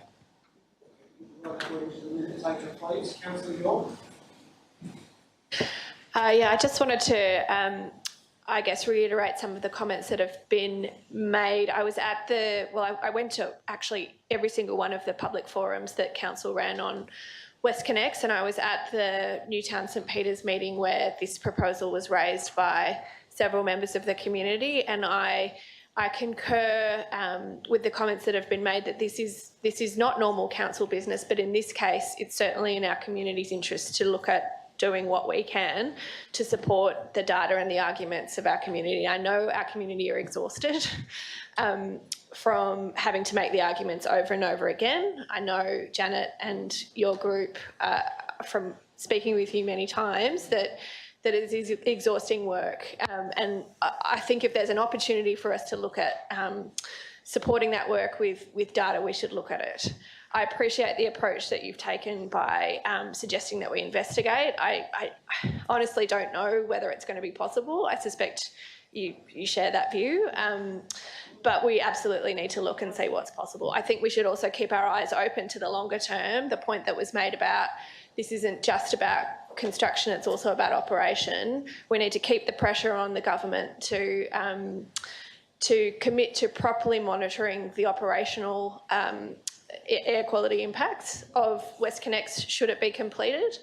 And we need to keep our eye to what council can do to not just pressure, but also potentially look at alternatives if they're not going to do it properly themselves.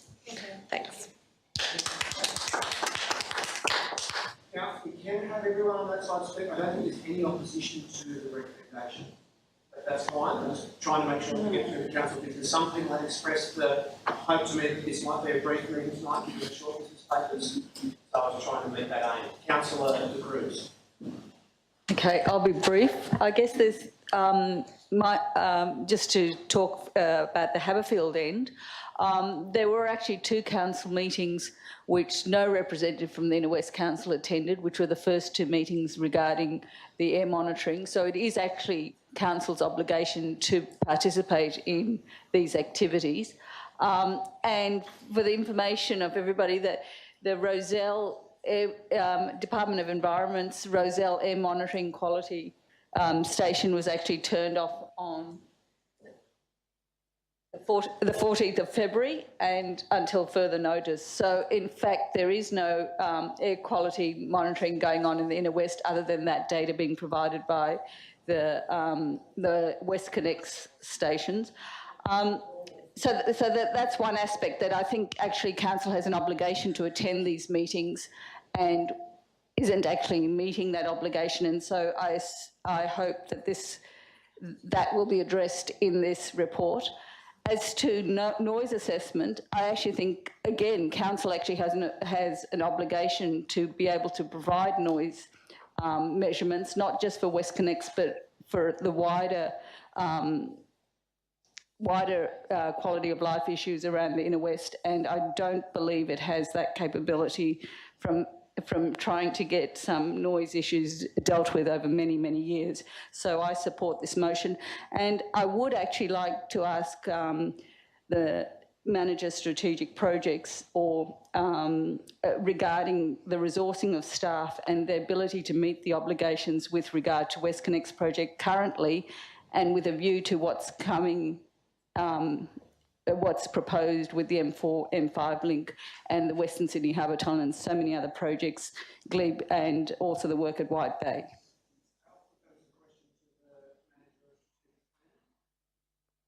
Yes, through the chair. The WestConnex team is very busy, as I'm sure you know. I know you attended one of our site meetings last week, Councillor De Cruz. What the team is, of course, is focused on stages 1, 2 and 3 WestConnex. The team at this stage, and we don't know, of course, how the Western Harbour Tunnel will go, although clearly there's been rumours only this week about it, but there aren't arrangements for a team to deal with that at this point in time. The focus of the team is on the WestConnex project. Similarly, projects like the Glebe item on the agenda this evening doesn't fall within that ambit. Councillor Speedy. Thank you. Nearly a year ago, Professor Paul Torzillo, Professor of Respiratory Medicine at Royal Prince Alfred Hospitals, noted the incidence of heart attack and respiratory illnesses would increase, as well as issues with mental health due to the deteriorating air quality caused by WestConnex. We are still told by WestConnex that the air quality is fine, the monitoring is great, and not filtering things doesn't matter to us because the particles are small. To this end, I have an amendment to to Councillor Lockie's very good motion that the Inner West Council write to the Ministers for Roads and Health, I think we need to cover both bases, seeking financial support for council monitoring of air quality in the Inner West Council area. And I will give the wording to the office. Thank you. Thank you. Discussion. No further discussion. I'll go to Councillor Lockie for a local reply. In the interim, if this motion is widely supported, I'm happy to waive that. I should actually just add, though, that I did work extensively with council officers on this motion, and I would like to thank them for their time and their advice in this matter. Excellent. Thank you very much. I'll just wait for the minute takers to be able to capture that amendment. And I'm happy to accept both those amendments.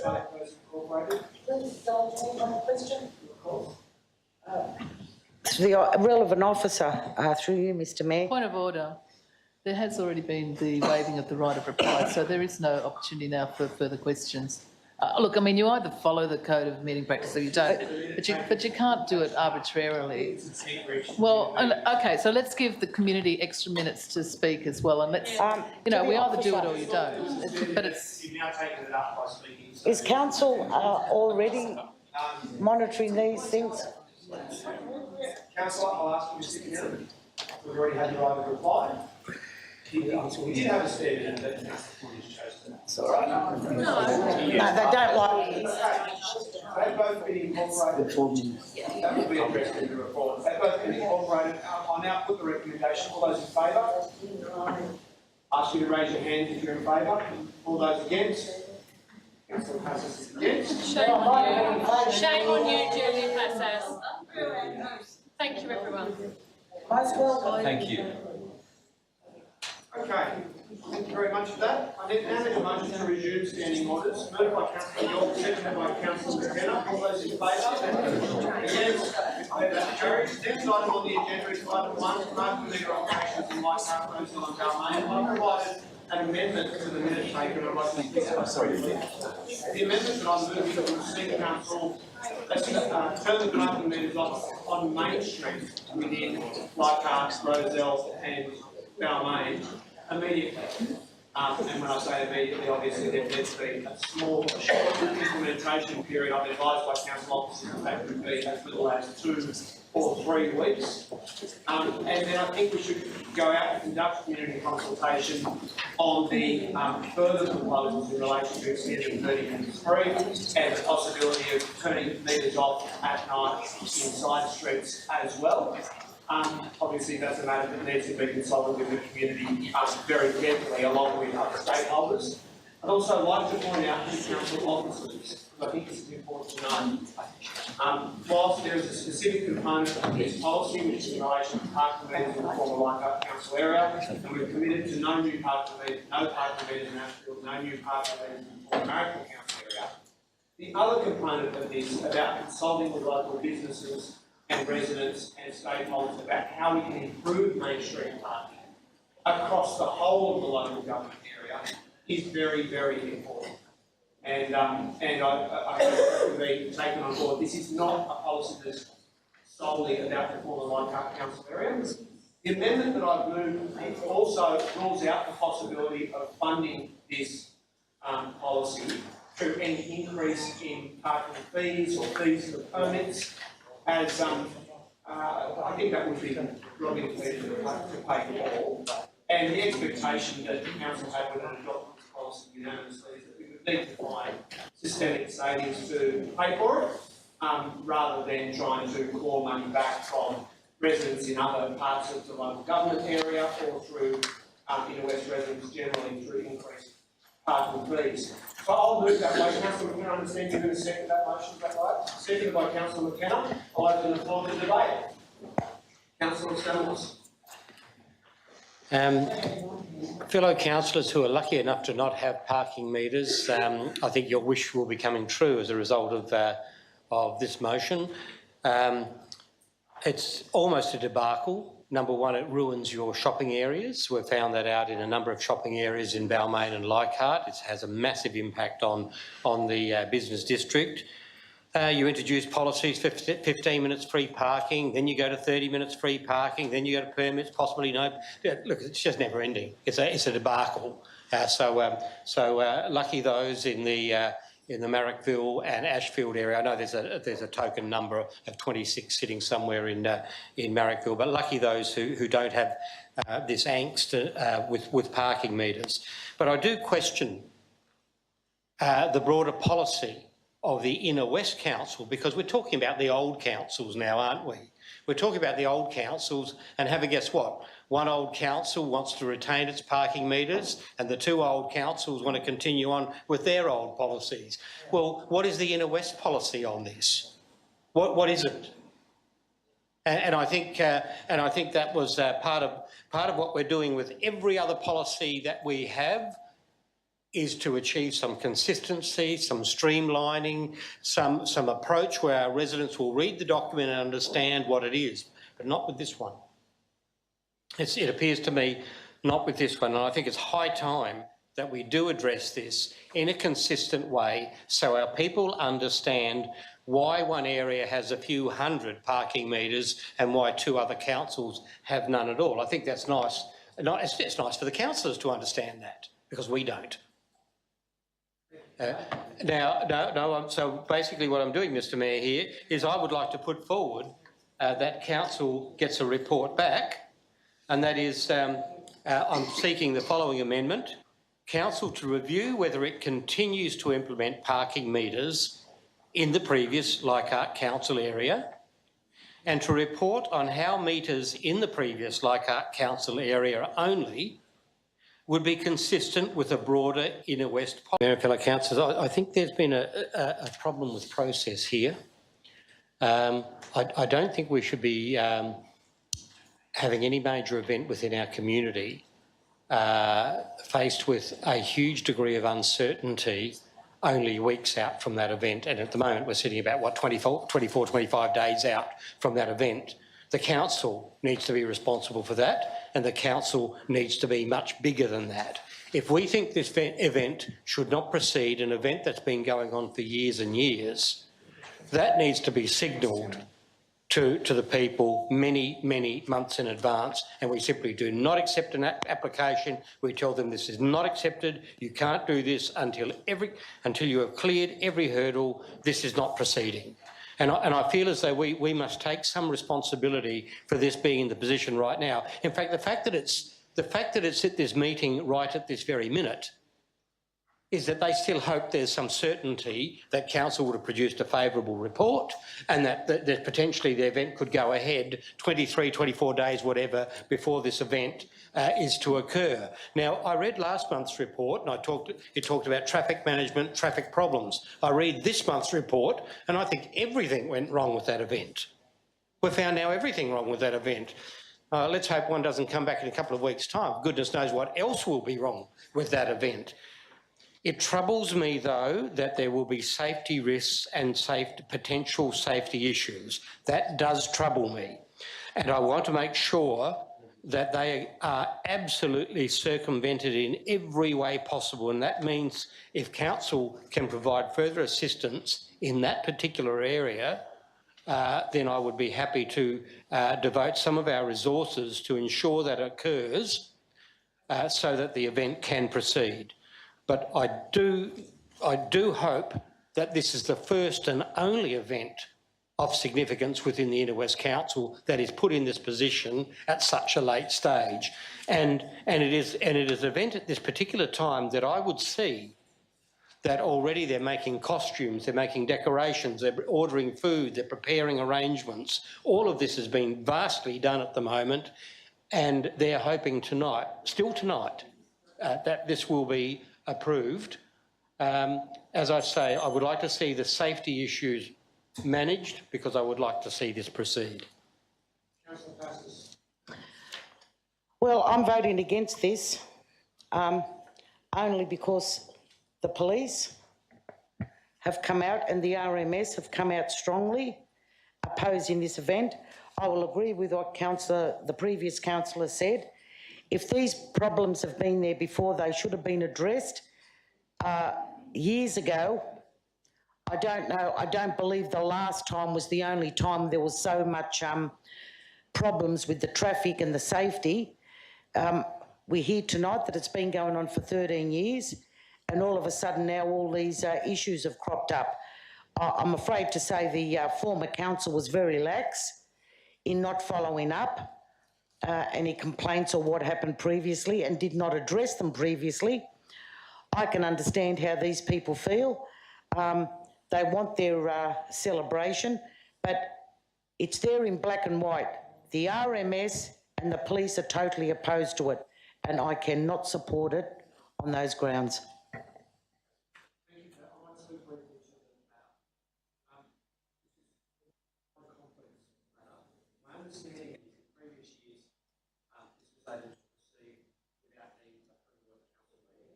I became aware in recent months that there were ongoing disagreements between the council officers and the organisers of the event and the police and RMS. I suggested that it would be important to report it to a council meeting. The Skander has gone to great lengths to facilitate meetings between the organisers and the council officers to try to resolve the issues that were arising. In previous years, it was able to be approved and to proceed, because at a smaller scale, it's been getting larger and larger each year, which is what's brought it to a head. And so council officers brought it to council for our consideration later than would have been optimal, but the alternative to that was that they refused it under their delegated authority. And so that's part of the reason for the complication. I do think we've got an additional complication now, which is putting aside the advice, special advice we're receiving from the officers, the police and roads and maritime services have been pretty explicit about their refusing to allow the event to proceed. And so that's, I think, a pretty substantial problem, regardless of what we believe, what we think should happen, and regardless of the special advice we receive from our officers. In addition to that, I actually haven't had a chance to read this report. Really feel quite concerned. A lot of children, a lot of cars. We really don't know whether the people are going to take the event organisers' advice and leave their cars at home and use the vehicles, buses and whatever. So I feel there's two issues. One is the lateness of the approval or non-approval if it's deferred, and secondly, if it is approved, how do we sit here and feel secure that all of the professional advice is to not proceed? I think, and I don't know what the solution is, and it is really sad that this is something that's been happening for years, but it has been growing, and it was unbelievably chaotic last year, and just lucky that people weren't injured at that occasion. So I feel I can't really support it at this late stage. There's further pertinent information which I'm going to ask the Acting Deputy General Manager about, which is, were approval to occur tonight, whether the requirements for notification about road closures could be undertaken in time for the event to proceed. Through the chair, thank you, councillors. What I'd like to bring to your attention in page 5 of your late report, there's a discussion around procedural matters whereby council resolves that it would support the event. We are required to forward in a letter up to RMS and police advice noting that council's resolution differs from the advice of RMS and the police, and then we must wait 14 days from the date of the notification to RMS and the police for them to declare that they are not going to take further action on the matter. What that does is leave us in a difficult situation should we wish to close the roads in accordance with the most recent traffic management plan, because any notice of road closures would require a 28-day advertising period, and we're now even tonight in a position where that advertising period is in effect can't be met. So I guess any approval this evening would effectively mean that the road closures that were suggested by council staff in the most recent documentation wouldn't be able to be given effect to. Thank you for that. Councillors, further discussion?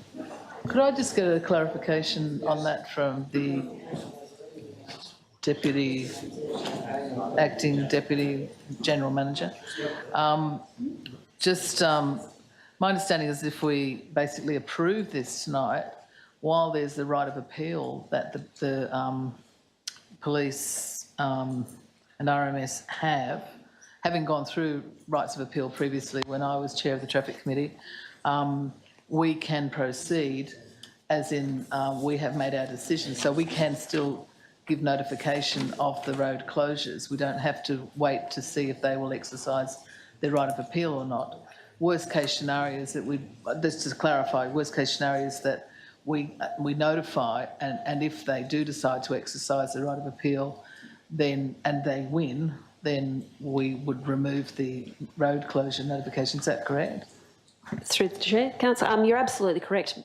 My concern is somebody mentioned that we were 23 or 24 days out from the event.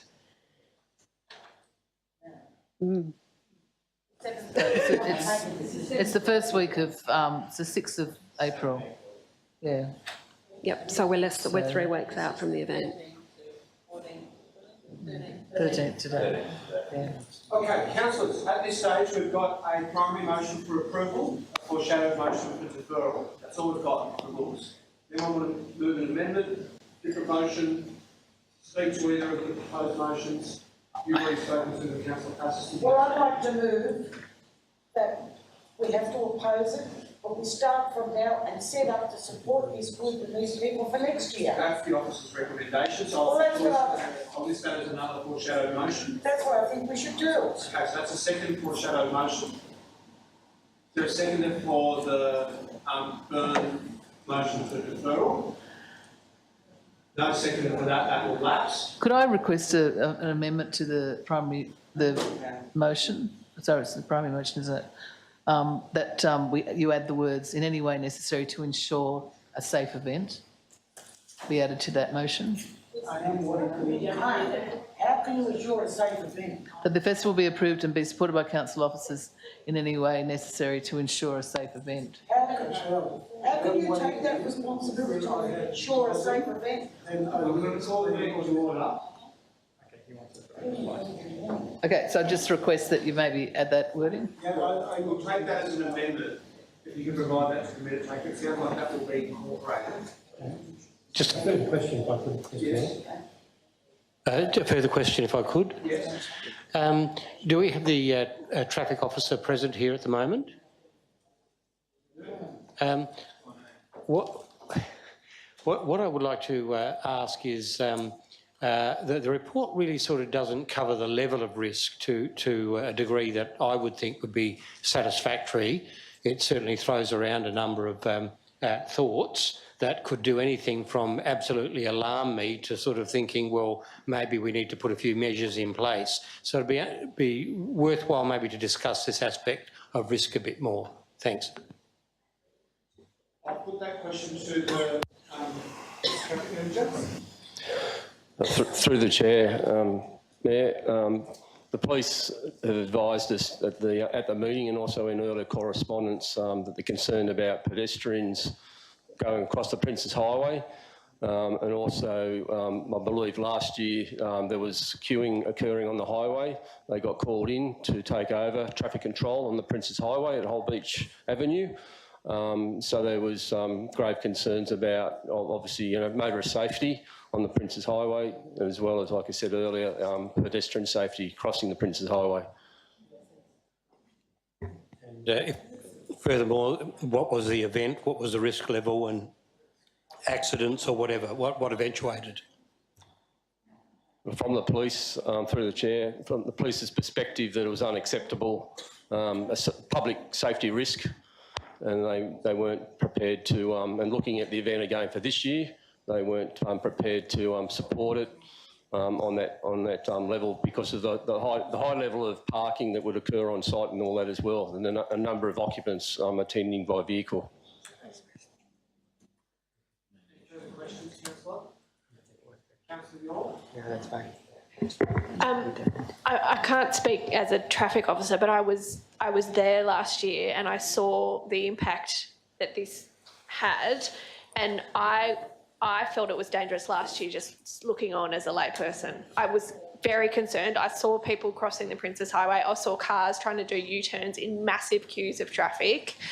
And I just can't, as much as I feel upset and quite angry that it's come to this situation, I also can't, in good conscience, take on responsibility for something that I saw last year with my own eyes and saw was dangerous. And for all the advice that we've received, looks like those problems, which were real, have not been resolved to the satisfaction of the various people giving us advice, including our own officers.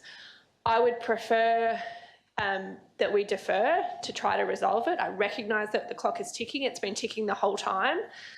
If there isn't sufficient support for that option, I would be forced. I will, but I'm just explaining my thinking, Councillor Stamlis. If there isn't sufficient support for that, then I would have to vote it against it, which I really, really don't want to do. But I cannot.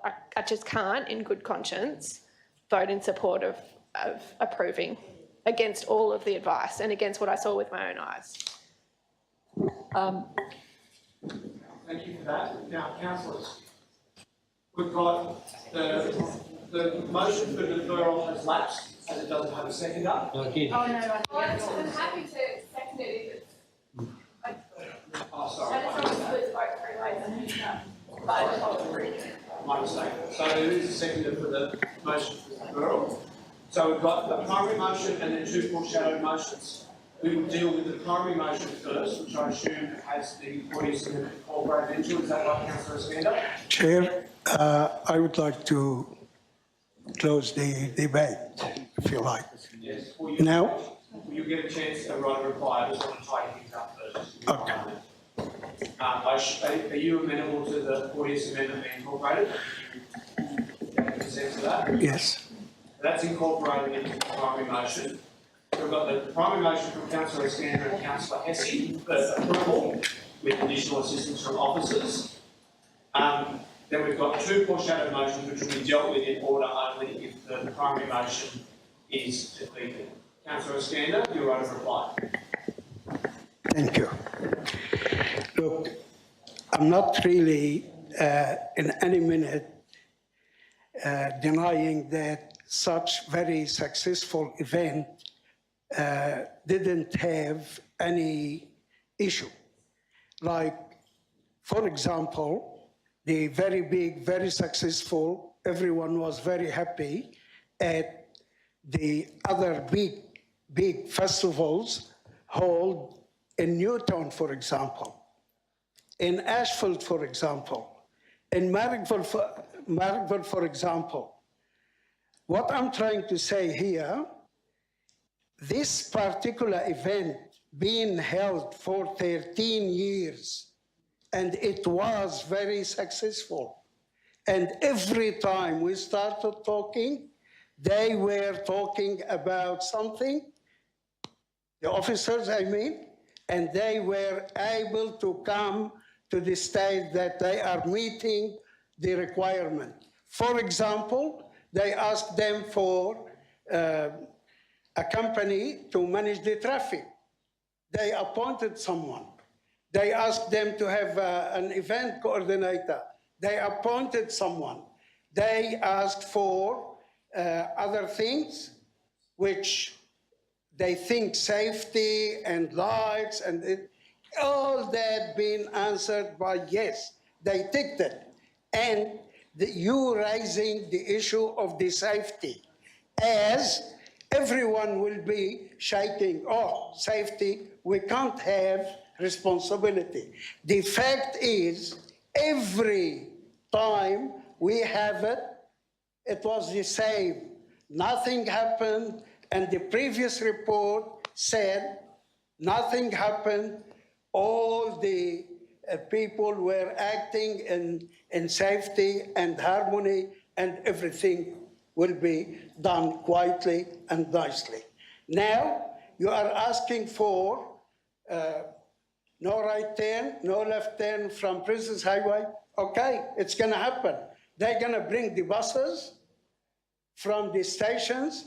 They will reduce to 200 vehicles coming inside, and no other cars will be coming. All the people will be transported by buses from 3 different railway stations. For God's sake, what else you could really ask these people to do to hold this very simple, usual event happened every year? Okay. We'll now deal with the primary motion, the Ascenda Hesse recommendation. I'll put that. All those in favour? 1, 2, 3, 4, 5, 6, 7. All those against? 1, 2, 3, 4, 5, 6, 7. I'm against it. Well, my casting vote to vote that down. We'll deal with the foreshadowed motion that this matter be deferred. Point of order, wasn't it 1, 2, 3, 4? Wasn't it 6? Okay, I'll recommit the vote. It's possible I'm getting tired. All those in favour? 1, 2, 3, 4, 5, 6, 7. You think I'm counting that incorrectly, Councillor Porteous? Oh, sorry. Councillor, maybe, sorry. Just because she usually votes with you all the time. Don't assume. Don't assume. All those against? 1, 2, 3, 4, 5, 6, 7. That is my casting vote to defer the motion. We now deal with the foreshadowed motion for deferral. Moved by Councillor Byrne, moved by myself, seconded by Councillor York. All those in favour? 1, 2, 3, 4, 5, 6, 7, 8, 9, 10. That is carried. All those against? 1, 2, 3. Unusual voting pattern, that one. I think we can assume it's an all knowledge vote. Everyone other than McKenna proceeding. The matter has been deferred to the next council meeting. Next item, urgency motion. Councillor Passos and Councillor McKenna have both tabled urgency motions with me for consideration. Councillor Passos' motion was tabled earliest, so I'll ask her to address that. Billy, could you please wake up the resident, please? Could you wake him up? Thank you. Sorry. Well, we have to address whether it can be, Councillor Passos to address why it should be dealt with urgently. It's urgent. That's why I want to clarify whether that motion has been circulated to councillors. Yes. Thank you for that. Councillor Passos, over to you. The reason it's urgent, I haven't got the poor guy's father buried, but he is not well. This was brought to my attention. This business in Hercules Street, Asheville, opposite the railway station, has been operating for over 43, 44 years. They have been very, very, very good citizens of the Asheville municipality. They have delivered a service, shoe repairs, bags repairs, whatever, for years. And I don't think there'd be too many long-term or even short-term residents and people that come to Asheville that do not know this business. Dad started the business, the son went in, Jim went in with him later. They've been on that corner. I have to say you haven't done a lot of interior decorating over the years, but it's still good, you get the job done. I would like Jim to address council why he would love, as he stated to me, Asheville Council is changing over the years. Half the people that come back after being away for a long time said they can hardly recognise it. What I'm proposing and what I would like councillors to support, that a plaque dedicated to Speedy shoe repairs and Jim's father be installed outside the shoe shop. Thank you. I'm going to rule that it is urgent given the personal situation that Councillor Passos described. And I'm going to invite the gentleman who would like to, who's waiting for the entire evening, just to speak to the motion briefly. Thank you. Please. Oh, go ahead. Yeah, like Julie said, we've been in the area for over 40 years. I've been born and raised in this area. A lot of things have changed in the Asheville district, especially the businesses. It's been very difficult for small business to continue for a very long time. Just walking up the street the other week, I saw maybe Hercules Street, there's like about 8 shops for lease at the moment and nothing's happening. So it's one of those things. and from what I've heard tonight in your meetings, it's all about history and recognition about people and things, doing things, and a little bit of appreciation towards those businesses that have survived as we have for so many years is just a gesture of goodwill from the council, and it would be much appreciated. We work hard, my father more importantly worked hard to give a service to a community, and most people have been appreciative of that, but little tokens. And I walked up the Hercules Street and I saw a little plaque saying, oh, fish and chip shop since 1921 this building has been. And I was like, oh, that's great, you're recognising I'm building, but how about the people that have worked in that building, that business? So yeah, just as a gesture, and I think it's a good idea as we recognise past peoples and past events and past buildings. Any building that, or any business that's been around for 30 years should be acknowledged by a council. Just to say, well done, you've been part of this community for so long, here's a bit of recognition. And a simple plaque in front of the shop is more than I could ask for, and I'm 100% my father would appreciate that very much. Thank you. Thank you very much for your patience in waiting around. I'd like to thank Councillor Passage for moving the motion. It seems to me like a sensible and appropriate and respectful thing to do. I'm very sorry to hear about the fact that he's not well. And please pass on our best wishes. Thank you. And I'm very happy to support the recommendation. The secondary, Councillor Rescind. Is there any discussion? Councillor Hesse. It's actually more of a question through you to Councillor Passis, if I can, Chair. And I thank Councillor Passis for bringing the motion to the meeting. It's really, look, I don't want to design the thing over, but I just want to make sure that the family, I'm wondering if the suggestion would be to also recognise the family name in the proposed. I think we might, I'd accept that, leave the details up to Jim, what he thinks should be on the plaque. We don't want a big one, Jim, we just want a Speedy shoe repairs with the family name would be lovely, I think. Yeah, just saying from 1976, recognition of service to the community. Obviously, Councillor. Nice and simple. Okay, just that's, yeah. Thank you, gentlemen. Councillor McKenna. Just for the benefit of councillors, Ashfield Council did have a practice of putting plaques in the footpath outside very long-standing businesses. Mostly they went outside and sometimes it wasn't the same family because, you know, a butcher's shop, this has been a butcher's shop for 100 years. Obviously there were several owners over time, but it's a really nice thing to do. The last one we did just before the council was sacked was to put one outside the Milk Bar in Summer Hill, which is now a bar. But that business operated for about 100 years, I think, or nearly. So another initiative of mine. That was. So it certainly has been the practice to do that, and it was a really nice thing to do and well received. And it's nice when you walk across along the street and you can just read it. Councillor De Cruz. I actually have, thank you for clarifying that this has been the practice in Ashfield. And look, I'm a great fan and I actually have noticed that shoe repair shop and I'm a fan of shoe repair shops. I usually go to Central, but I was very excited to see one in Ashfield.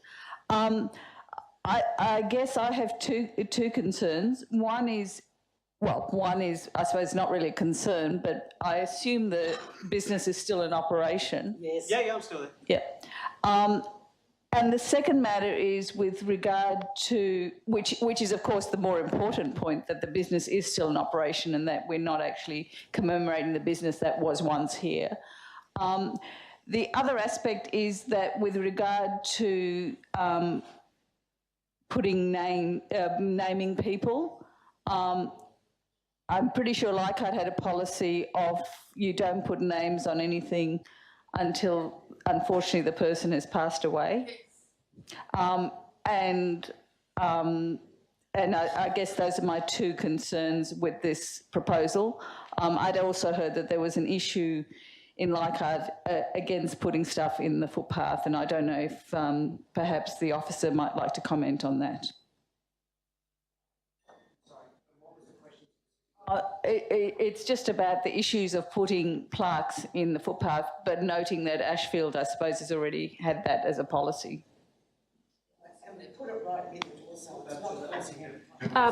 Concerns with respect to a DDA issue, is that the nature of the question? No, I just heard in Leichhardt that people weren't keen on having plaques in footpaths. And it will depend on the paving arrangements and the footpath treatments as well. So clearly, if you've got an asphalt footpath, then oh no, that's just been upgraded for your information. Massive upgrade. But certainly, with respect to the pavers, we can sit them flush in the at the level at grade. There shouldn't be any real issue. Exactly. Councillors, it's 11 o'clock. So we've got an additional emergency motion we want to deal with. So I'm just going to ask that we put the motion. Yes, put it. Any opposition to it? All those in favour? All those against? That's been carried unanimously. Thank you for your patience. Best of luck. Thank you very much. Yeah, Thank you. Thank you. Thank you. Councillor McKenna. I'm really sorry. This is a bit of a flaw in the system and I didn't have a copy with me, but it is on the board and it's fairly self-explanatory. A fortnight, I'll just read it out quickly. A fortnight ago, a 7.5 magnitude earthquake struck in the highlands of PNG. At first, it wasn't apparent how bad the impact was on isolated and remote communities in the highlands. However, the full impact has now come to light. Over 100 people are dead, others are injured, hospitals and infrastructure are damaged, houses and possessions are destroyed, and food gardens are buried under landslides. Help is desperately needed. The earthquake has occurred in some of the most remote and poorest communities on earth. It is of concern to me that a disaster of this proportion in a country which has had such close ties with Australia has been so poorly reported in the Australian media. And I will, if people are interested, I will circulate it tomorrow anyway with the links to the various media reports, but, you know, we had to go to the BBC and places to find comprehensive reports. And it's just an appalling situation. So the recommendations are there, that we make a donation of $5,000 to the, and this was what was holding me up initially, the UNICEF Papua New Guinea Children's Earthquake Appeal. Now, Red Cross is not even doing an appeal. Like, there's no major appeal being done. This was the only significant appeal that we could find. And I think that's quite appropriate. And that we write to the ambassador or the consul expressing concern and make the details of the relief appeal available on the council's page or on the, so that if anyone wants to donate individually, they know where to send a donation. Thank you for that. Seems like a sensible recommendation to me. I'm happy to second it. Does anyone have, is there any discussion? Councillor De Cruz? Just a small comment. I think it's actually a High Commissioner rather than an ambassador. Whatever. Yeah, thank you. The appropriate person. We can change it. Any further discussion?